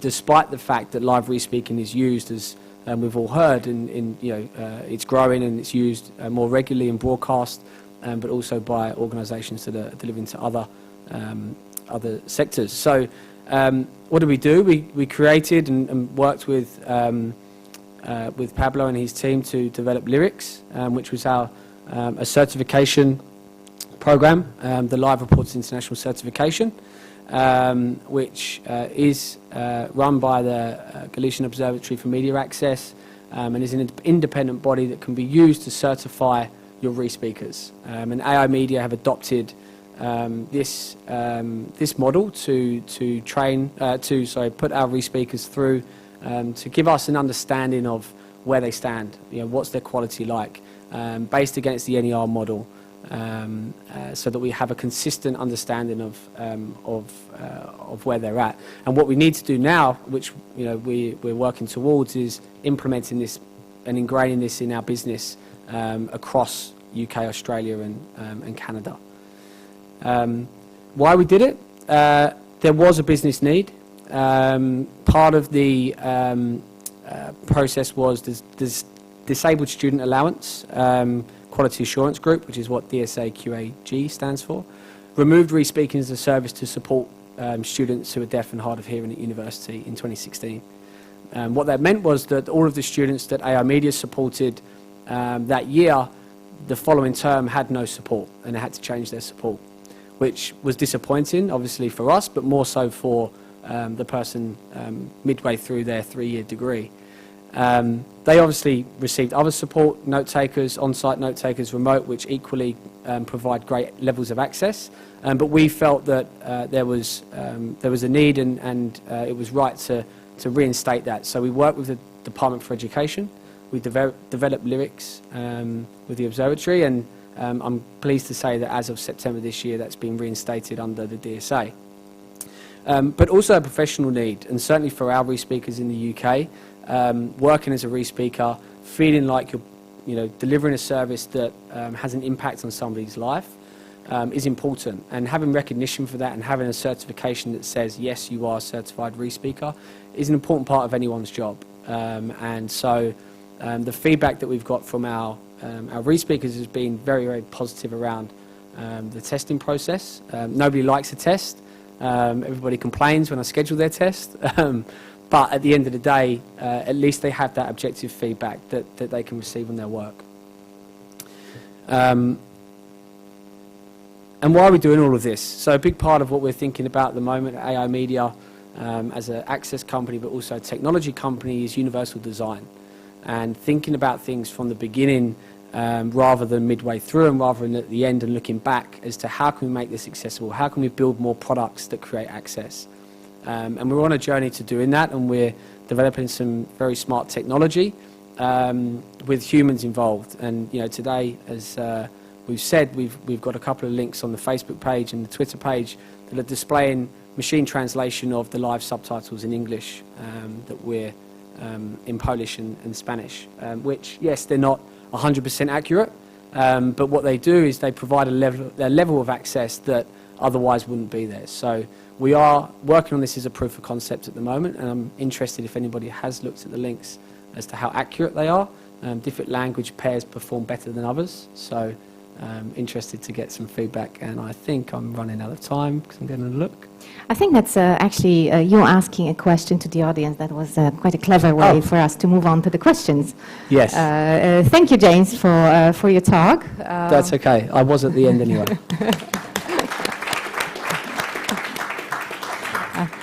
I think we could take one question. Do you have any questions, comments from the audience? Evan, Adam is giving you a mic now. Switch it on, please.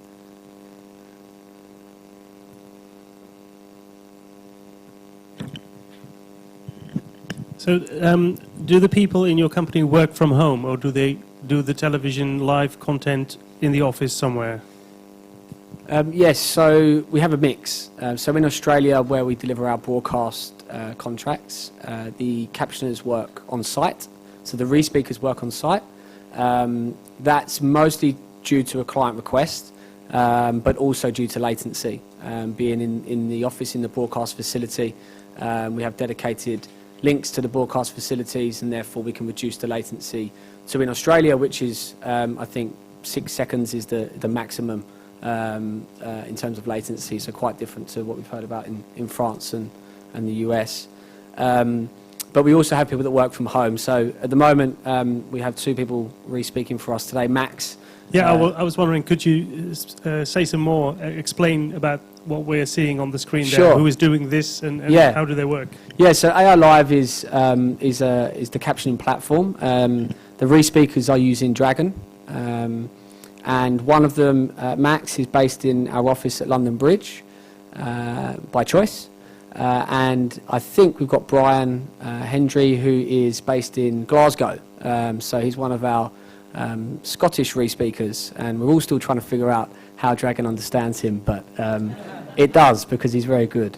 But yes, so they both work from home. Well, Max works from the office, Brian works from home. And they use our captioning software to move the text from Dragon to the screen there. Brilliant, thank you. I think we're all ready for some coffee, aren't we? Thank you, all the speakers. So, yes, one again.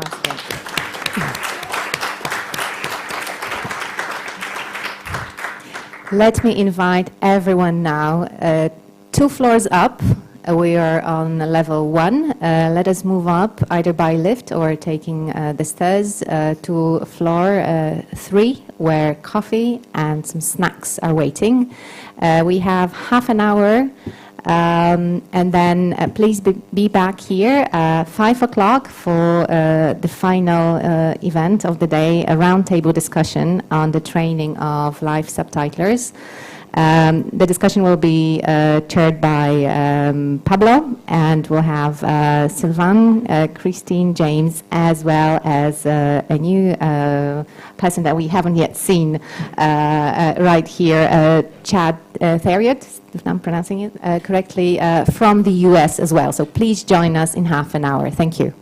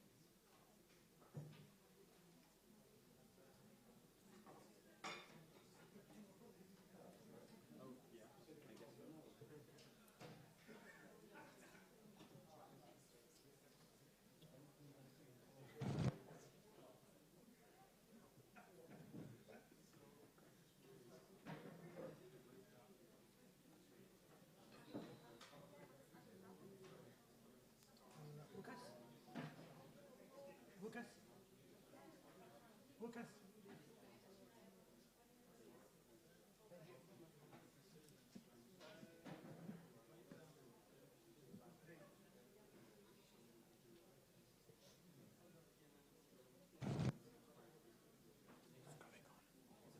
a video, for some reason it's not showing the images. There's no decoder for this video. Can you play That's with, what happened for can you play with another player? Yes, I will try with VLC player. Yeah, VLC I definitely don't know if plays they it. have it here. They might not. No. You can try to download it. Yeah. It will take 2 minutes, right? Yes. This is kind of an important one. Thanks. Are we capturing this session? Yes. I think they've left the Zoom. So what do I need to do? Just stay with the Zoom. I think you're saying we, everybody from us. Both. Okay. Okay, so I will try to restart it. So as another here, so it's the 4 of you, right? So we'll maybe have some space. Yeah. Okay, so this is downloading. Try with this, and I need to demo would be good, because we haven't seen any. But then again,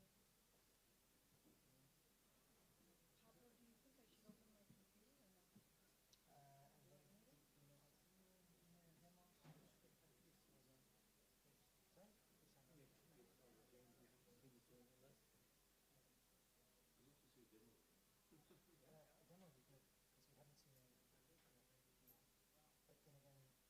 show this computer, or will it be? Got my own computer. I've got the program on my computer. I don't have my microphone. Oh, you don't have a microphone. The microphone? A USB.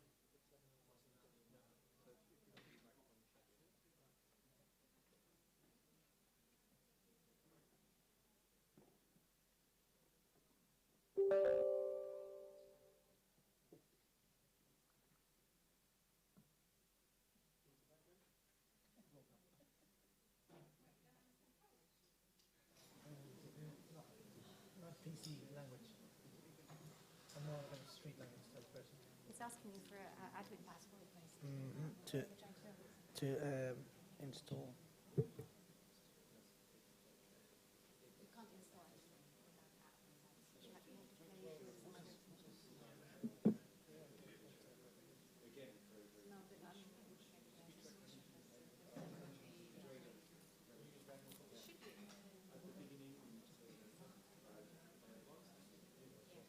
Oh, it doesn't work with Windows Media Player?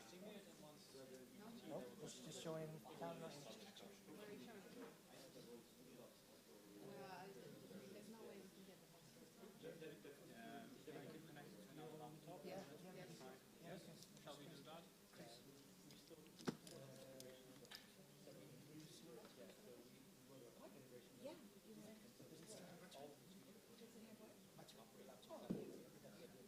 Because that way we can actually. What do you need? What do you need it for?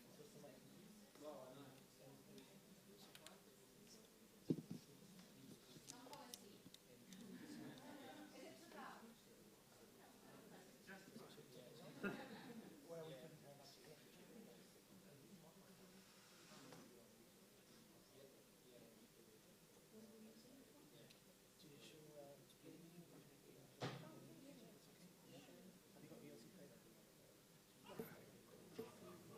So maybe you try first if it works on the laptop, then if it doesn't. No, then she's got pass VLC it. players. Oh, perfect. So you just need to connect it here, okay? Only that. No.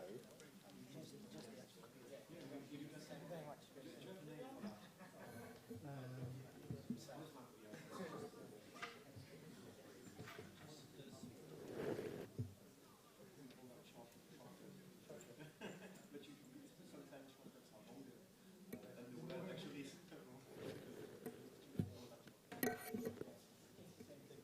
I'll be happy to show you the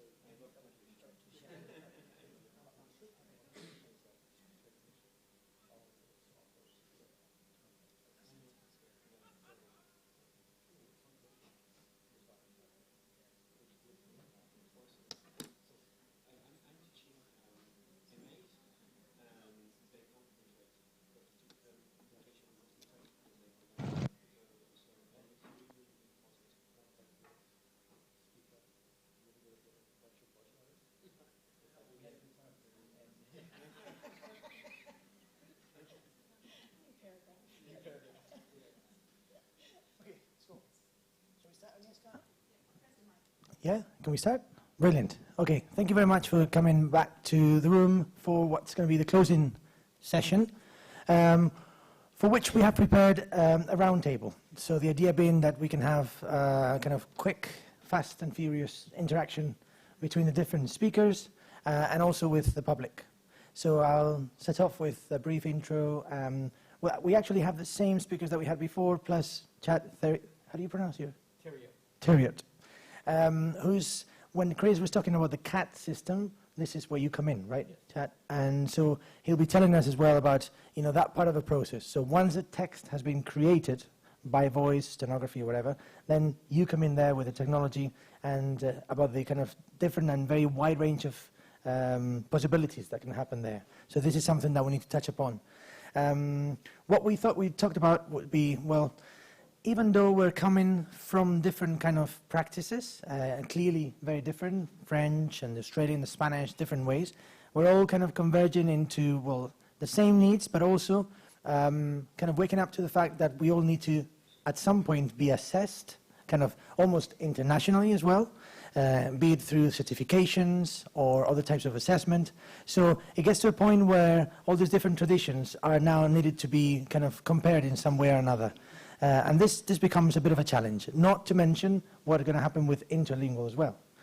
So one of the things that we mentioned, and perhaps is one of the most controversial issues, is to do with verbatim, non-verbatim, for example, right? And I just wanted to show you something we worked on a few years ago, which is eye tracking technology. Jan-Louis is going to be talking about that as well. In this video, I don't know whether you'll be able to see it, you may have to. This video shows, shows one of our deaf participants. In this case, she was hard of hearing, trying to follow live subtitles in the UK. As you know, they are as verbatim as they can be in Europe. So the most verbatim that you can find in Europe. They're scrolling word for word, yeah? And she's trying to, catch up and watch them. You can see two dots, her two eyes moving across the screen, lines that are the saccades, that is the movements, and you'll be quite easily, I think, we'll be able to tell how much time she's devoting to the captions and how much time to the images as she tries to follow these live subtitles. Being brought out of the building, this is live from Chopper 11. As you can see, more people being... The man is said to have walked into a McDonald's restaurant with a handgun. It's reported he opened fire on a person through the drive-through window, shot two more people inside, then walked out and fired on a fourth. He's then said to have walked across the street to a Burger King to continue his attack. We've had four evaluation attacker in a nearby building. Victims of the gunman were stretched. So it took a long while for her to actually focus on the images because she was so focused on the words for many different reasons. First, because it's a lot of content. The speed of the subtitles, we've kind of, throughout the years, we've kind of come to almost agree that the faster the subtitles, the more time you spend on them, as opposed to on the images. And also, I believe, Jan-Louis, that also the more movement there is in the subtitles, the more likely you are to look at them, as opposed to looking at the images. Whereas with a blog, you maybe look at a blog, then you look up, then... so when we're talking about verbatim and what kind of issues it can cause, this is one of the issues that can maybe kind of push people in Europe towards editing a little bit more, having not so fast, not so verbatim, so that then you can allow people to actually watch as opposed to read the news. But of course, then that comes against the petition, the demand from the deaf and hard of hearing people saying, no, we want verbatim because we don't want you, the captioner, to decide what I should get, what access I should get through the text that you're creating. So this is quite difficult to negotiate. In the UK, only when we showed this to the deaf and hard of hearing associations, they kind of agreed that a little bit of editing was okay. But, I don't think it's the same thing in the States. So can you maybe talk us through what you are? I'm sorry to throw you in this controversy straight away, but I think it's interesting. Because whether or not you go verbatim really determines the way you're going to approach your live captions. So let's hear from you. Oh, okay. Can you hear me? Okay. Verbatim versus non-verbatim. In the United States, the deaf population has a very loud voice. We have many associations that demand that they do not want us to edit for them things that they want to hear, what we think they want to hear. They want exact as possible. And every TV station has a department that handles captioning, live captioning. And lately, there's an FCC petition out by the Deaf Association, Deaf and Hard of Hearing, and ALDA and the HOH, where they are demanding live captioners as opposed to artificial automatic captions because of the fact that they can't follow. And so it's a big controversy. And there's two schools of thought. One is the fact that we as captioners can't speak for the deaf population. We can hear. And it has to come from them in order for the regulations to change. Because when we address it, we're addressing it as, okay, it's affecting our jobs, it's affecting our pay. And that's not what captioning is all about. Captioning is about providing a service. So I don't see it in the near future that they're going to relax on the issue of non-verbatim. It's been that way for over 50 years, and I think it's going to continue to get that way, and I think technology eventually will catch up. I mean, I'm sure Dragon is going to invent another version, and people are going to get better trained to try to stay up with the speaker. I would like to see regulation for the news stations that they can only talk a certain amount of words a minute. That's what I would like to see, because they are reading from a teleprompter, and you're in essence trying to keep up with that teleprompter. And so I think there needs to be an agreement between the industries that, okay, we will not go over 180 words a minute, because if you know anything about deaf culture, you know that the average deaf person can only read at 120 words a minute. Clearly, they're speaking at more than that. And I think it's unfair. I think it's unfair to the deaf population. And I think that a lot of regulations need to change. And I agree with them. They want verbatim. For me as well.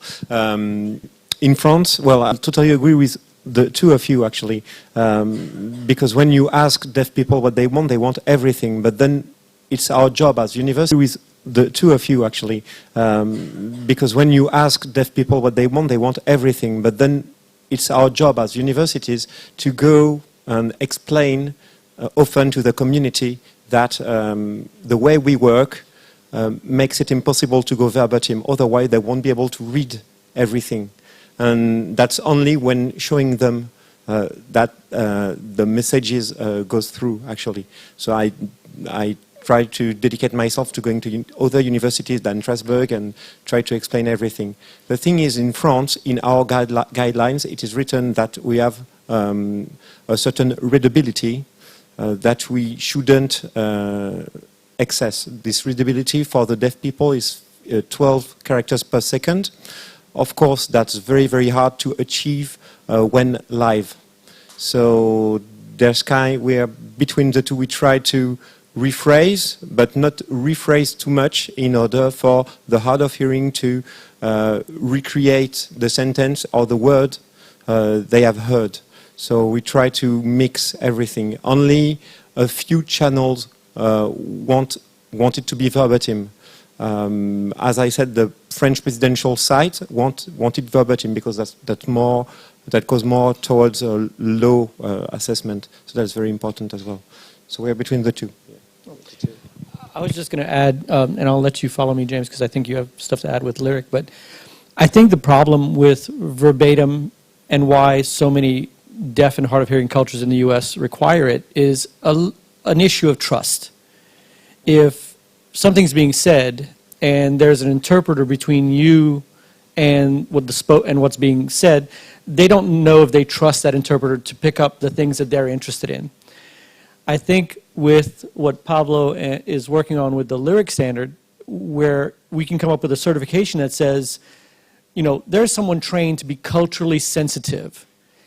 I think if they saw that certification, they might be more willing to have trust. And if you establish a level of trust in the translation, then I think they would be willing to have things rephrased or paraphrased. Because when my wife makes me read an Italian movie, I don't get everything. I have to watch it twice. So, it's only going to be 120 words per second reading. And so I think that a standard that establishes trust in the world would be the way to achieve the gap between how fast things are done and how fast people can read. What's your experience, James? Well, very similar to what we've just said. I think what's interesting from our experience in Australia is that it also comes down to what you're actually captioning.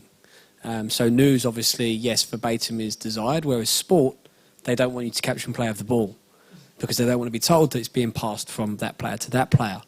So it comes down to context of the subject that you're captioning as well. And I think there's always going to be a trade-off, and obviously some news reporting is going to be a lot more important in terms of the access than a football match, depending on what's being reported. But I think there are different situations that call for different styles of captioning, which complicates things. But interestingly, we, outside of broadcast, and I've switched it on our text there now, from word-by-word delivery to block. And again, the same thing. We were getting requests from our deaf and hard of hearing individuals that we support at work and at university for word-by-word delivery as opposed to a block of text because they don't like the way it displays, which is understandable, and I actually prefer the word-by-word. But at the same time, block works well for some people. So it really comes down to individual as well, I think, and in preference. That's interesting because it links with the next topic, which was the assessment. How do you assess the quality of what you're being provided? So you're talking about sports. In Canada, like in the US, coming from a court reporting tradition and stenography, everything was very verbatim.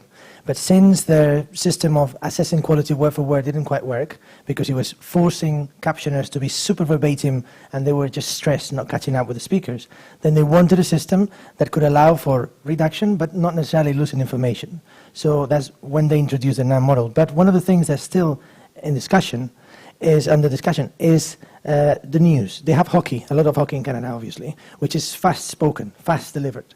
And at the moment, everything is being captioned. Every single thing that happens in the game, whoever passes the puck to whoever, this is being captioned. But what we're seeing with our tests is that the viewers are actually reading what's going on, but they're not seeing it. When they could just be seeing it without needing to read it, because it's something that you see, right? So now a new project has been put together by the government, funded by the government, to see if the users will be okay with not having captions for the play-by-play. So it's little progress has been made, but only if there's an agreement that there's a chance that not having all captions there or having some reduction is still okay without losing meaning.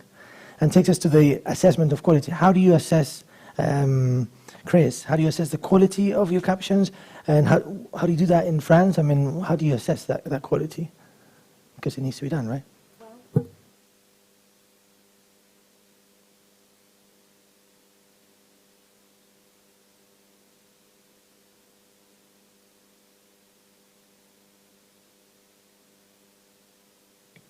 Hello? Hello. Okay. In the United States, we are governed, again, by the FCC. There has to be quality standards in place, and the new quality standards are, I can't remember exactly, but they've relaxed it a little bit to say verbatim as possible. I don't know how you do verbatim as possible, but okay. How do I assess the quality? We do quality control. We compare with the audio. We mark off for incorrect punctuation. We mark off for mistranslations. We mark off for omissions because it needs to be verbatim. So that's how we measure our quality. and then we do this mathematical calculation, and we come up with the percentage of verbatim accuracy, which also in the United States, I need to mention that there is also meaning for meaning, which is a little bit different than verbatim, because with the meaning for meaning, what you're actually doing is you're taking a sentence and you're just getting the gist of the sentence. So there's two schools of thought there. It's not used for live captioning. It's mainly used for providing CART services, communication access real-time translation, in colleges and universities. And there is no assessment for that, right now anyway. Okay. Assessment in France for French companies is done, I think, in two ways. Many times companies assess themselves the quality of the subtitling. They do just as you said, but they do it manually. They compare with the audio and they note everything which was not correct, like misinterpreting, punctuation marks, a delay as well. Omissions, because even though we are 3 people working to get one subtitle, there are still omissions. And the second, so almost all companies do that, except I think 1 or 2, because they have a software which is not based on the NERS system, it's based on another system, but the aim is the same. It's calculating the accuracy of the respeaking and noting down the errors and the omission. So there was some softwares which have been developed for that. The one I know is called picking, so that would be just picking up errors, and it's called picking. And the software is used in France Television Studio. Has there been any assessment on picking from a human? What do you mean by that? So how accurate is picking at picking the errors? No, there are no assessment of the assessment yet. Yeah. So in Australia, we're audited against the NER method for our broadcast captioning, and we have an independent auditor that samples 13 programs every month, and then we have a 98% minimum that we have to hit for all programming. That is in the Australian ACMA guidelines that we're accountable for and subject to penalties if it's not met. So that's really important for us. I think, interestingly, I was speaking with Zoe about using the NER method for conferences like this, for example, and whether it directly applies to broadcasters in the same as it would to here. Because there are people speaking in the audience who might not be picked up, and then there's an omission, and should that be penalised or not? So I think there's probably an argument to say that there's for broadcast there's a method, and then for other situations again. So I'm probably just adding to the problem by highlighting the pitfalls of relying on one method to assess quality. And I think it's great if there's software out there that can give us that in, because one of the most difficult things is when you're delivering thousands of hours of captioning is having the resources to actually assess all of that content. So if there's software that can get us closer to doing that, then that's great. And on that, because there's normally 2 systems in terms of regulations from the government, hard and soft approaches. Soft as in subtitles should be as good as possible, complete as possible, whatever, but they don't really tell you how to do it.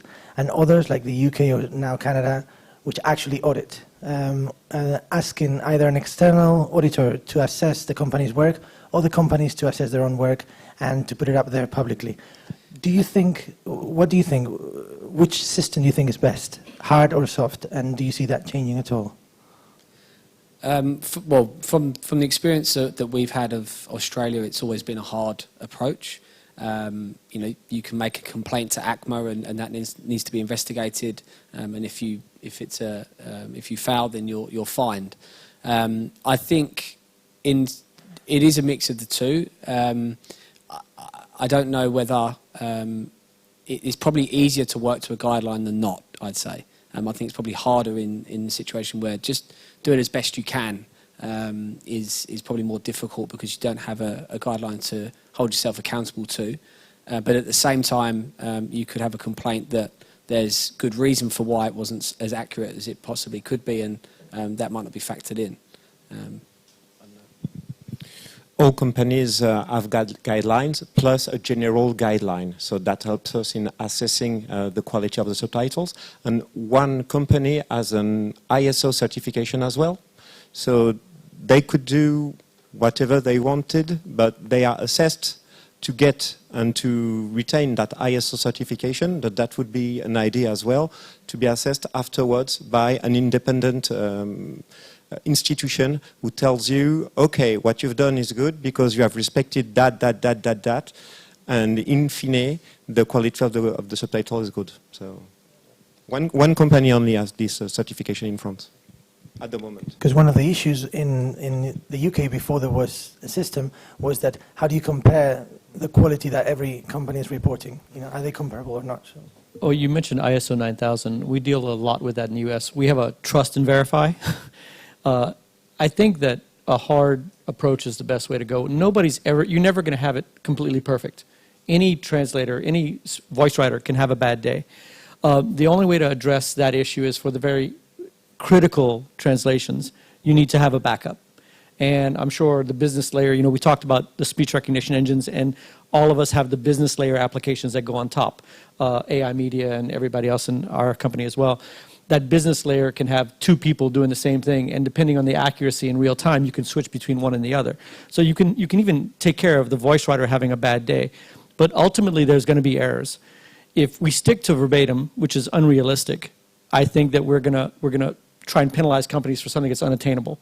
If we get to a point where somebody can certify that, you know, and I'm using Lyric as an example, but if somebody can certify that, you know, these people are trained in knowing how to reduce, then you can strive for a higher standard. And then you can apply some of the ISO 9000 or whichever standard you want to apply to get to a self-auditing system where people can be audited. And I do think that fines work. Companies are based on profits. So if somebody's not providing the right amount of accuracy for the communities that they serve, then they get fined. And Chad, what's the role of this technology that you were talking about? Because you mentioned before, your role is after everything's been recognized, right? Right. So everybody, I can talk to it, James.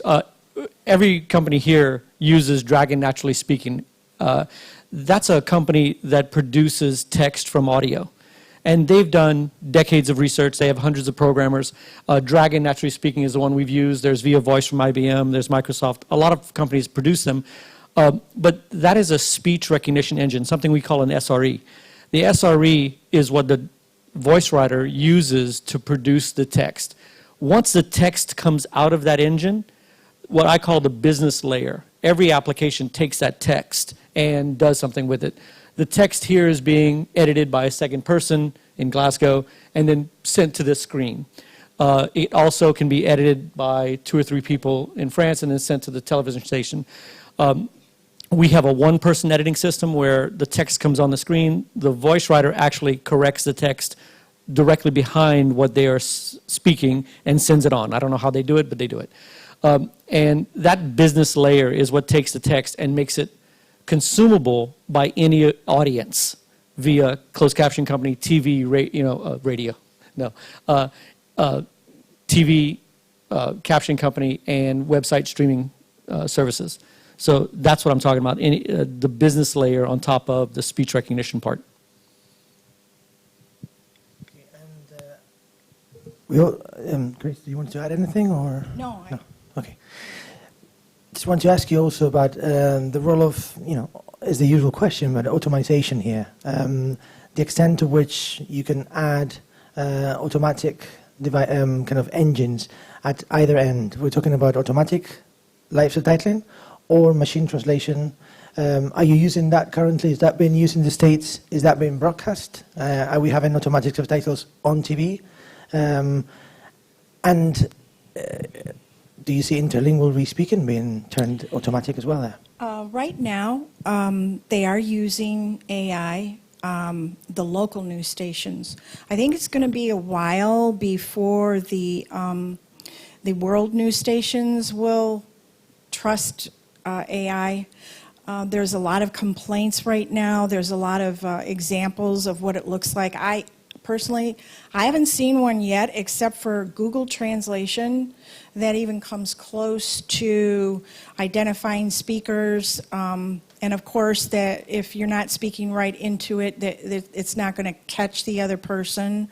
But the examples that I've seen are not good.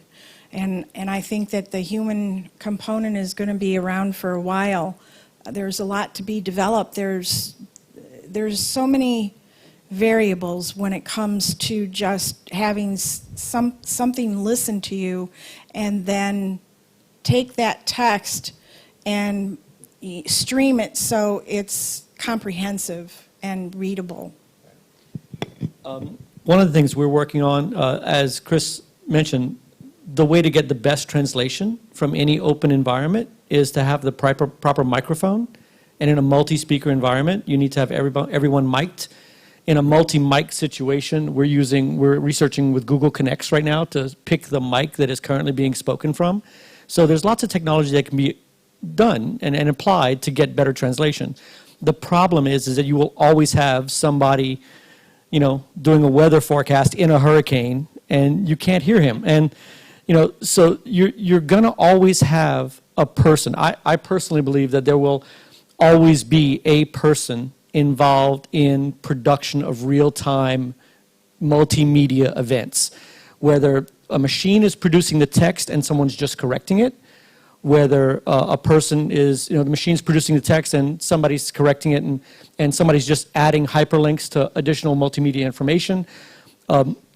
As the world progresses, we are going to want more and more context to the text that is being produced in all live events, and that will always take a person. By the time it doesn't take a person, that's machine. That's several movies we have, and I don't want to. We're not going to be around for that. So, do you? Yeah, no, I think it's interesting, and all captioning companies should be very aware of the advancement of AI because it has an impact, but it also has a benefit.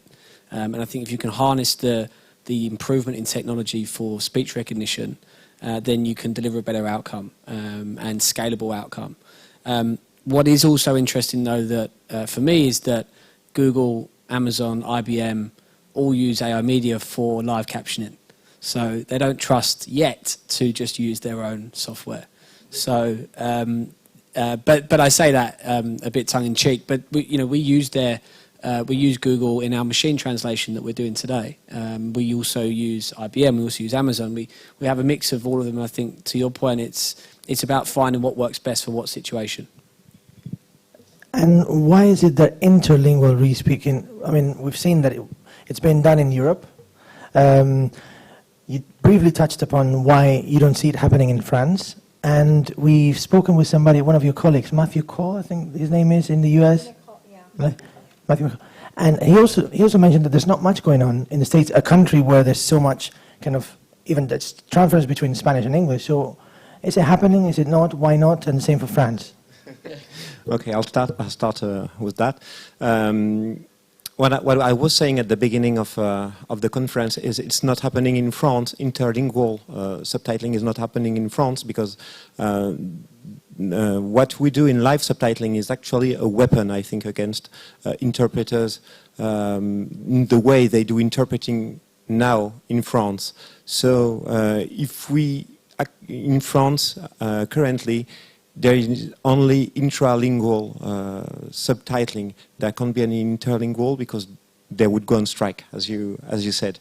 That would change completely the way they work, and their rate would go down as well very much. So this is something we try not to do. For the interpreters, the conference interpreters, their rate would go down, and that's something we wouldn't want to happen to our job. So that's something we don't do at the moment. I think it's the future, actually. I think this weapon of live subtitling is the future, but it's not yet for France. But you don't think that interpreters could be trained to do that and then charge more for it? I don't know if they could be charged more, but I think the training, we should inspire ourselves from the training of the interpreters to do live subtitling. I think in the U.S., it's mostly a remnant of the fact that most of our subtitling comes from court reporting.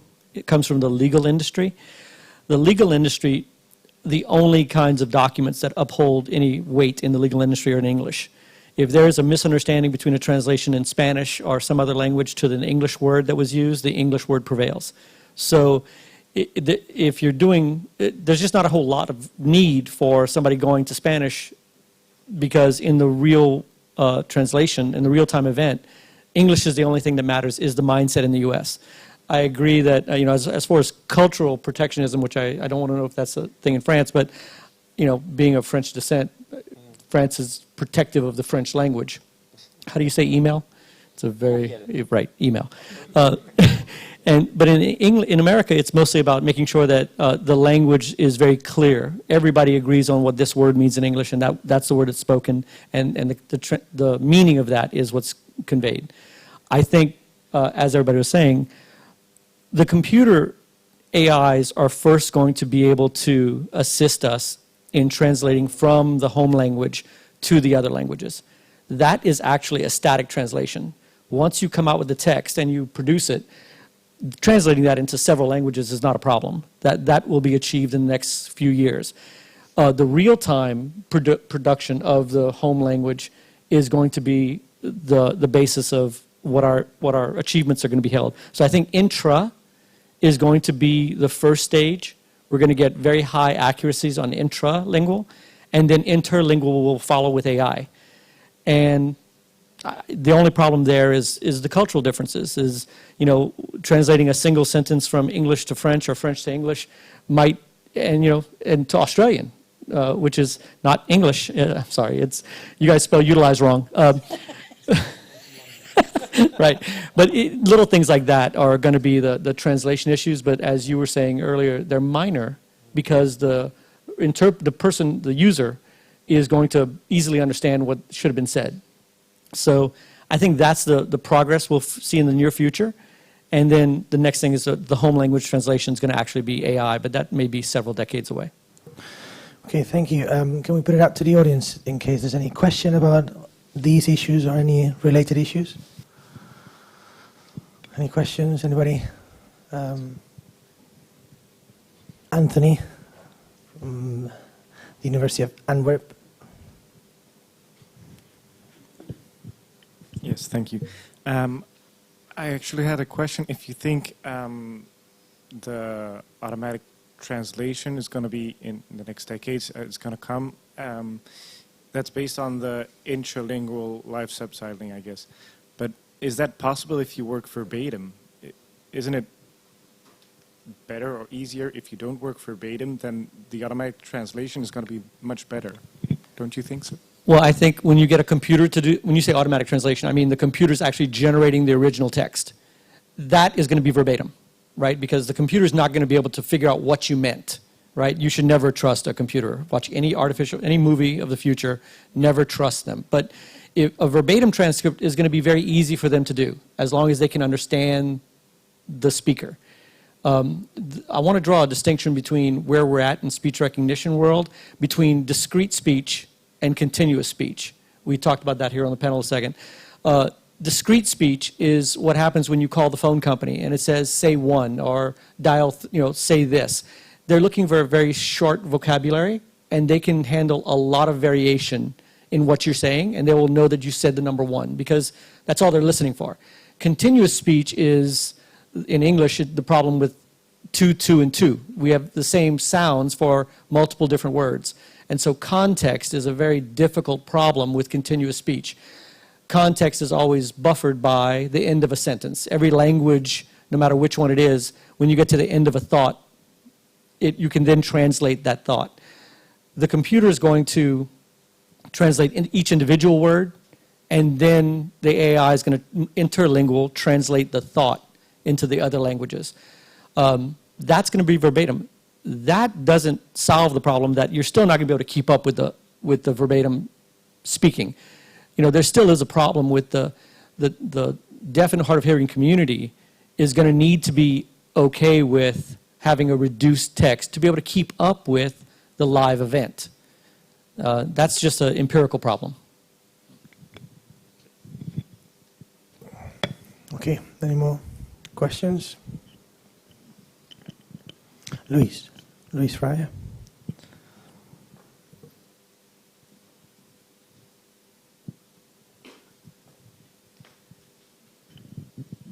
I'm just wondering if there's a role for kind of integrated ways of working, such that you talked about the newsreaders having a very fast auto cue. Is there a way of the auto cue being shared with the re-speakers? Or, I mean, I really have no idea, it's not my field at all, but I'm interested to know your ideas. This was one of the results of the project that we did with the UK government. So Ofcom, the regulator, ended up actually asking the broadcasters to make their teleprompters available to re-speakers much more often, so that they could minimize the amount of real-life subtitles. So often for news programs, if you watch the BBC News now, you'll find scrolling subtitles, and that will be for the real-life, non-scripted parts.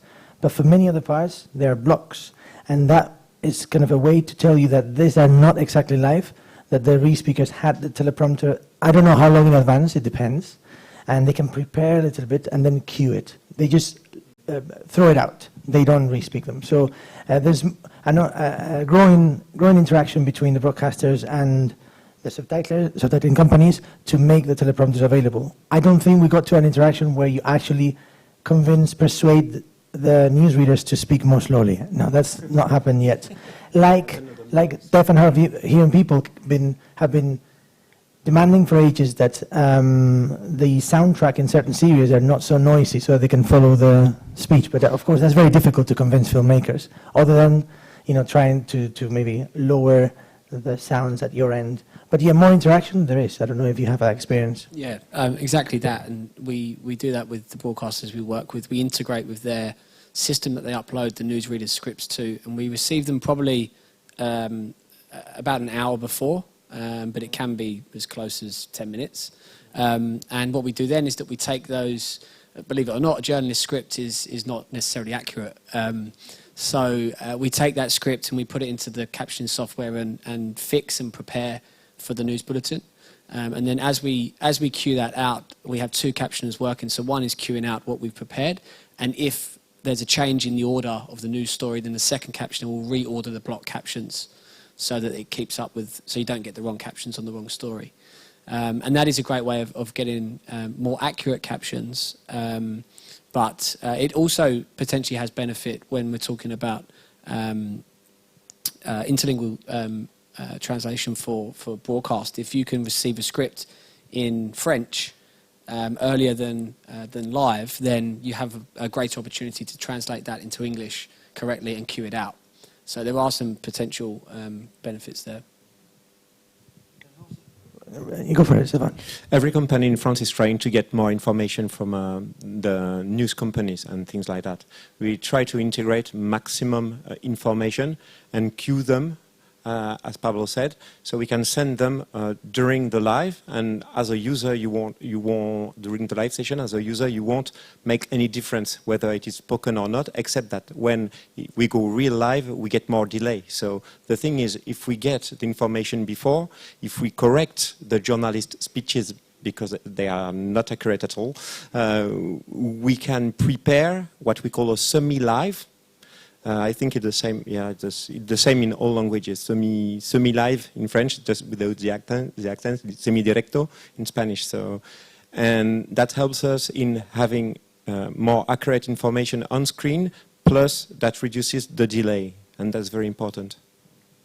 This causes a big problem in Spain because when they use semi-live from the teleprompter, they tidy up the script, make sure there's no errors, throw it out. But they throw it out not editing it, not reducing it, verbatim. Yeah. And in Spain, we speak fast, presenters speak very fast, so subtitles come out at 250 words per minute. And I'm talking the main broadcaster, the main TV. So when we assess the quality of them, the accuracy is 100%.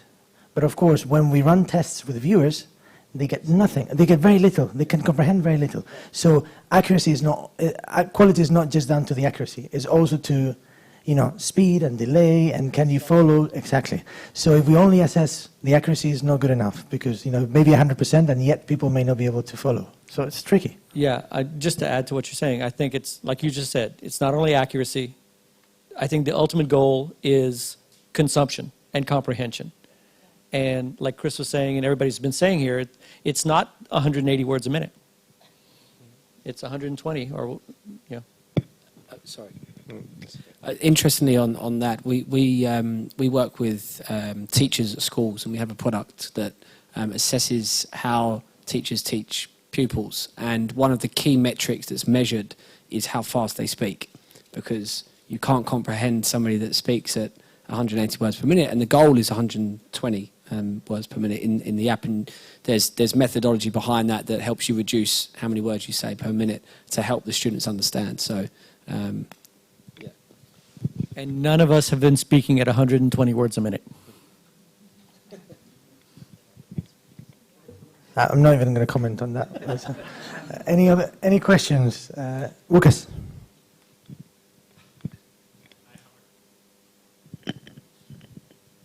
I have a question on training, if I may. Christine, earlier today, she said that most of the companies in her experience, expect the workers, the people they hire, to be ready, out of the box, sort of. And you mentioned and you explained in detail the course that you offer to your own people that you hire.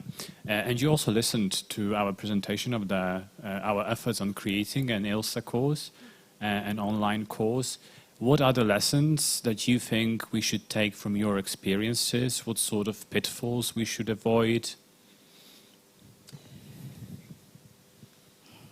The one major pitfall that I find most schools have is too much.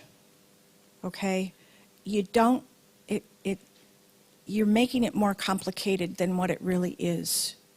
And if you concentrate, if you know the industry and you've been working in the industry, the course that I build is very streamlined, it's very intense, it's very specifically toward what are you going to need to do this job? And what are you going to need to do this job when you're done with the course? And so if you make it too complicated, you're in my opinion, okay, you're spinning your wheels. If you just concentrate on what do I need to do and learn to do this job effectively, what equipment do I need, what equipment works best. I think that's the major pitfall is don't reinvent the wheel. The wheel is already there. Take the spokes, break it down, and concentrate on exactly what does that student need to be successful. I would add one thing to this that I haven't heard anybody talk about today. One of the major components in being a successful voice writer or re-speaker is the ability to listen and repeat. That is a skill much like skills in sports. All right? Sports recruiting isn't necessarily purely academic. You also go out on the field and you see if that person actually can run. If you don't have that ability to listen and speak, and my wife says I do not have that ability to listen and speak. Every woman laughed and no men laughed, just a note. If you don't have that ability, a lot of people may be very disappointed at the end of their schooling because they can't achieve the high level of accuracy they're looking for. So part of it might be to front load the school with a little bit of actual calisthenics, verbal calisthenics. Can you do this sport? If you can, now the academics is how do we actually make you better at it, you know, and there's a lot of academic behind that, everything you guys were all talking about being very good in your language and stuff like that. But we've seen some students over the years who went through the entire class and made perfect, but never could get that ability to listen and speak down. And then you have another student who walks in and they can listen and speak, and they're 99% accurate out of the box, and they need no school. So there's a bit of a, you understand the sports equivalent? Is that what you guys see? Yeah. About sports. From the French way, what can we learn, in your opinion, from the French way? What would be useful to English speaking, you mean? In training. In training. I don't know. It's up to you to see, according to my presentation, what can be used. Actually, I don't know. I think, well, this is something I wrote, but I think the French method is absolutely not perfect, but it helps. It can help in training people to differentiate what part is meant to be spoken and what part is meant to be corrected, because we dissecated everything in the way we do speech recognition to subtitling. That might help in seeing this quality is for respeaking, this quality is for correcting, but you guys are doing everything. So maybe the French method is good to see that and to assess which quality is good for this thing, this quality is good for this thing, and please don't do this and don't do that. I don't know if that's very clear. But as to sports, this is an image I use a lot, actually, in class with my students, because as we are working 3 to 4 people to have one subtitles, and sometimes when we're doing semi-live subtitling, there are 2 teams of 4 people working at the same time, because we get the information from the prompter very late or even during the shows. Sport is very a paramount image, because we can pass the ball to the other one, and we need to understand, even in our gestures, what we were going to say or the way we are saying it. So that's really sport. Live subtitling to me is sport, and you need to practice every day as well. Yes. Okay, thank you. I think we need to wrap up, unless there's anybody who really needs to ask a question. Okay, so that'll be the last one. Yeah, that'll be the last one. Thank you.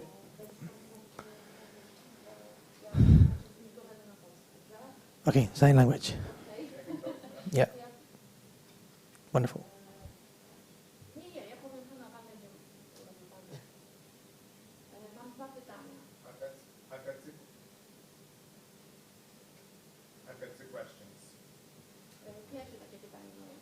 My first question is,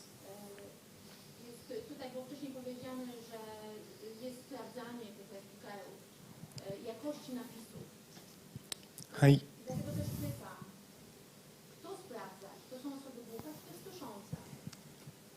Okay, you said that there is the quality assessment of speaking, and my question is, who is actually assessing the live subtitling? Whether are this the deaf community or another speakers?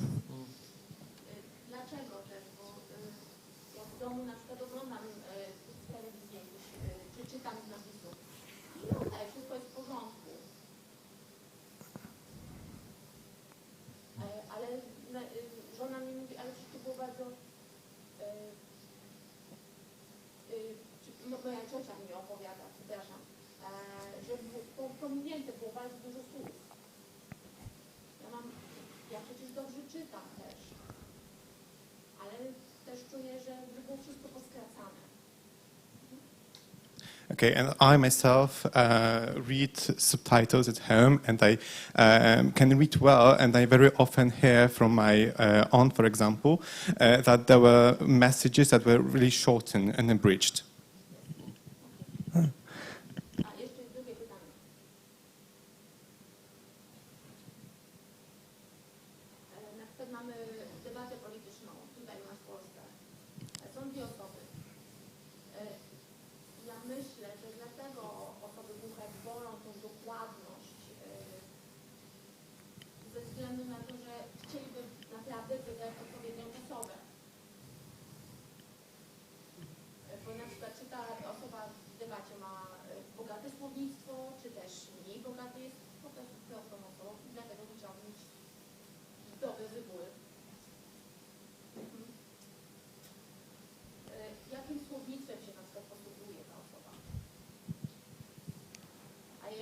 Jeżeli te napisy będą skrócone, będzie eliminacja pewnych słów, no to ja nie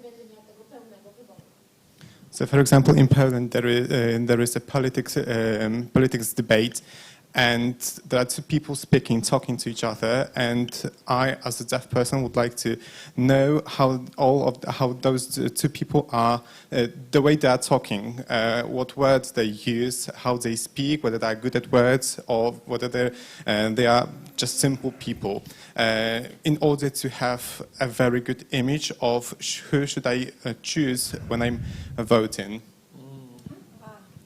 Quality, yeah. Good luck.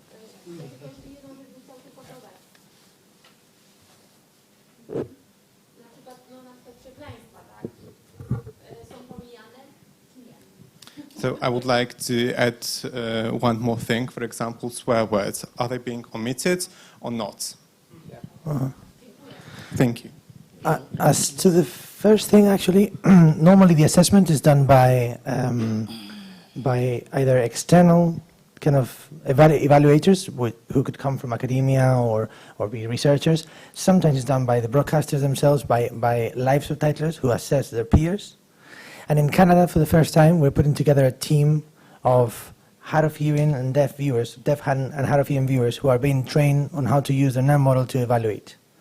The only thing is that you need access to the audio to be able to evaluate. So it's mostly hard of hearing people. So that's the first time that we put together a team of viewers to evaluate the subtitles. What we have done with the NAM model, though, is to correlate our results with the deaf and hard of hearing viewers' views on the quality of the subtitles. So programs that they think are good or bad or whatever, do they correspond to our scores to have that? But this is still the first time that we have hard of hearing people actually assessing. That's what I can say to that.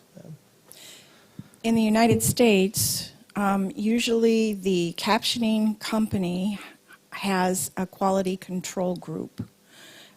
These are usually people that have an English degree of some type, and they are the ones that read through the scripts and determine the quality. There's only one company in the United States that uses a computer to analyze the script, and it does more than just look for punctuation. There's word count and various other things that they do.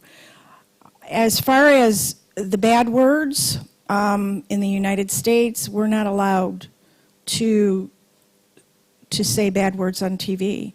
And so with the CAT system, you get bleep, B-L-E-E-P. We have a thing, it's called the Carlin list, if you know George Carlin and his jokes. We call it our Carlin list, and we load that in, and anytime a bad word is spoken, we get a parentheses and a beep. As far as when we are captioning political debates, that's really interesting that you should say that, because we are not allowed to add our, how can I say it, if they're talking in a sarcastic voice, or if they're being sarcastic, or if they're excited, or if they're picking on another politician, we can't convey that to you. However, we can put an exclamation point, or we can put a question mark exclamation point, and usually the viewer, sort of gets it. Also, if they're using, if they're swearing, we can put in parentheses outside of, in the text, swearing, mumbling. So we can do stuff like that, but we can't specifically tell you, okay, they're being a jerk. Okay, we're not allowed to do that. I hope that answers your questions. In France, as I said, assessment, when we speak about accuracy, we speak about a calculation done by a computer or by counting errors and counting misunderstanding and typos and things like that. But when we say assessed or accurately okay, this means it has been calculated according to omissions and the text rendered. As far as swearing and things like that, we can do that in French. We do it a lot. And as far as I know, there's no censorship on subtitling. So if the person I'm speaking is swearing, I have to swear as well. Of course, I won't scream, because that won't work with the voice recognition engine, but I'll say merde or things like that. And I would also use a lot of punctuation marks. We are not allowed to do double punctuation marks, so that would be only an exclamation point. We can't have exclamation point plus interrogation point. That we're not allowed to do that in the guidelines. Oh, this is informal guidelines, but we can't do that, but we can swear. As far as adding what I'd call subjective tags, even though it's not really subjective, but you try to convey another idea than the narrative. It's done in pre-recording subtitling. I've never seen it in live subtitling, but that could be done as well, except we won't use parentheses, because that would mean the person speaks very, very low. That's a sign we use to say the person is whispering, actually. It's interesting to see that in the States you want verbatim because you don't want to censor the word, you want to reduce them, but the swear words, you do censor. So it's quite interesting, but anyway, we had to. I just want to comment. I think the comment was very on point, because if we are reducing text, you must get the meaning across, which is what the question was. And that's going to become increasingly hard with the behavior of our politicians. Okay, on that point, on that note, I think, well, first of all, thank you very much for coming. It's great to have such different examples of, in a way, I think we're all very stereotypical from our countries as well, so I think we're doing it was quite interesting to see all that. So thank you for coming, for sharing experiences, and let's see where all this takes us. Thank you very much for coming, everyone, as well, and I'd like to extend our gratefulness and thank you to the Polish team, because, quite frankly, the setup they've managed to pull is unbelievable in terms of, you know, the access of all sorts of ways, the technology. I mean, it's really impressive. So I'd like to thank the people the masterminds who've organized the whole thing, and also the sign language interpreters, the re-speakers, intralingual. It really is something else. So thank you very much. Perhaps we can, you can always join us.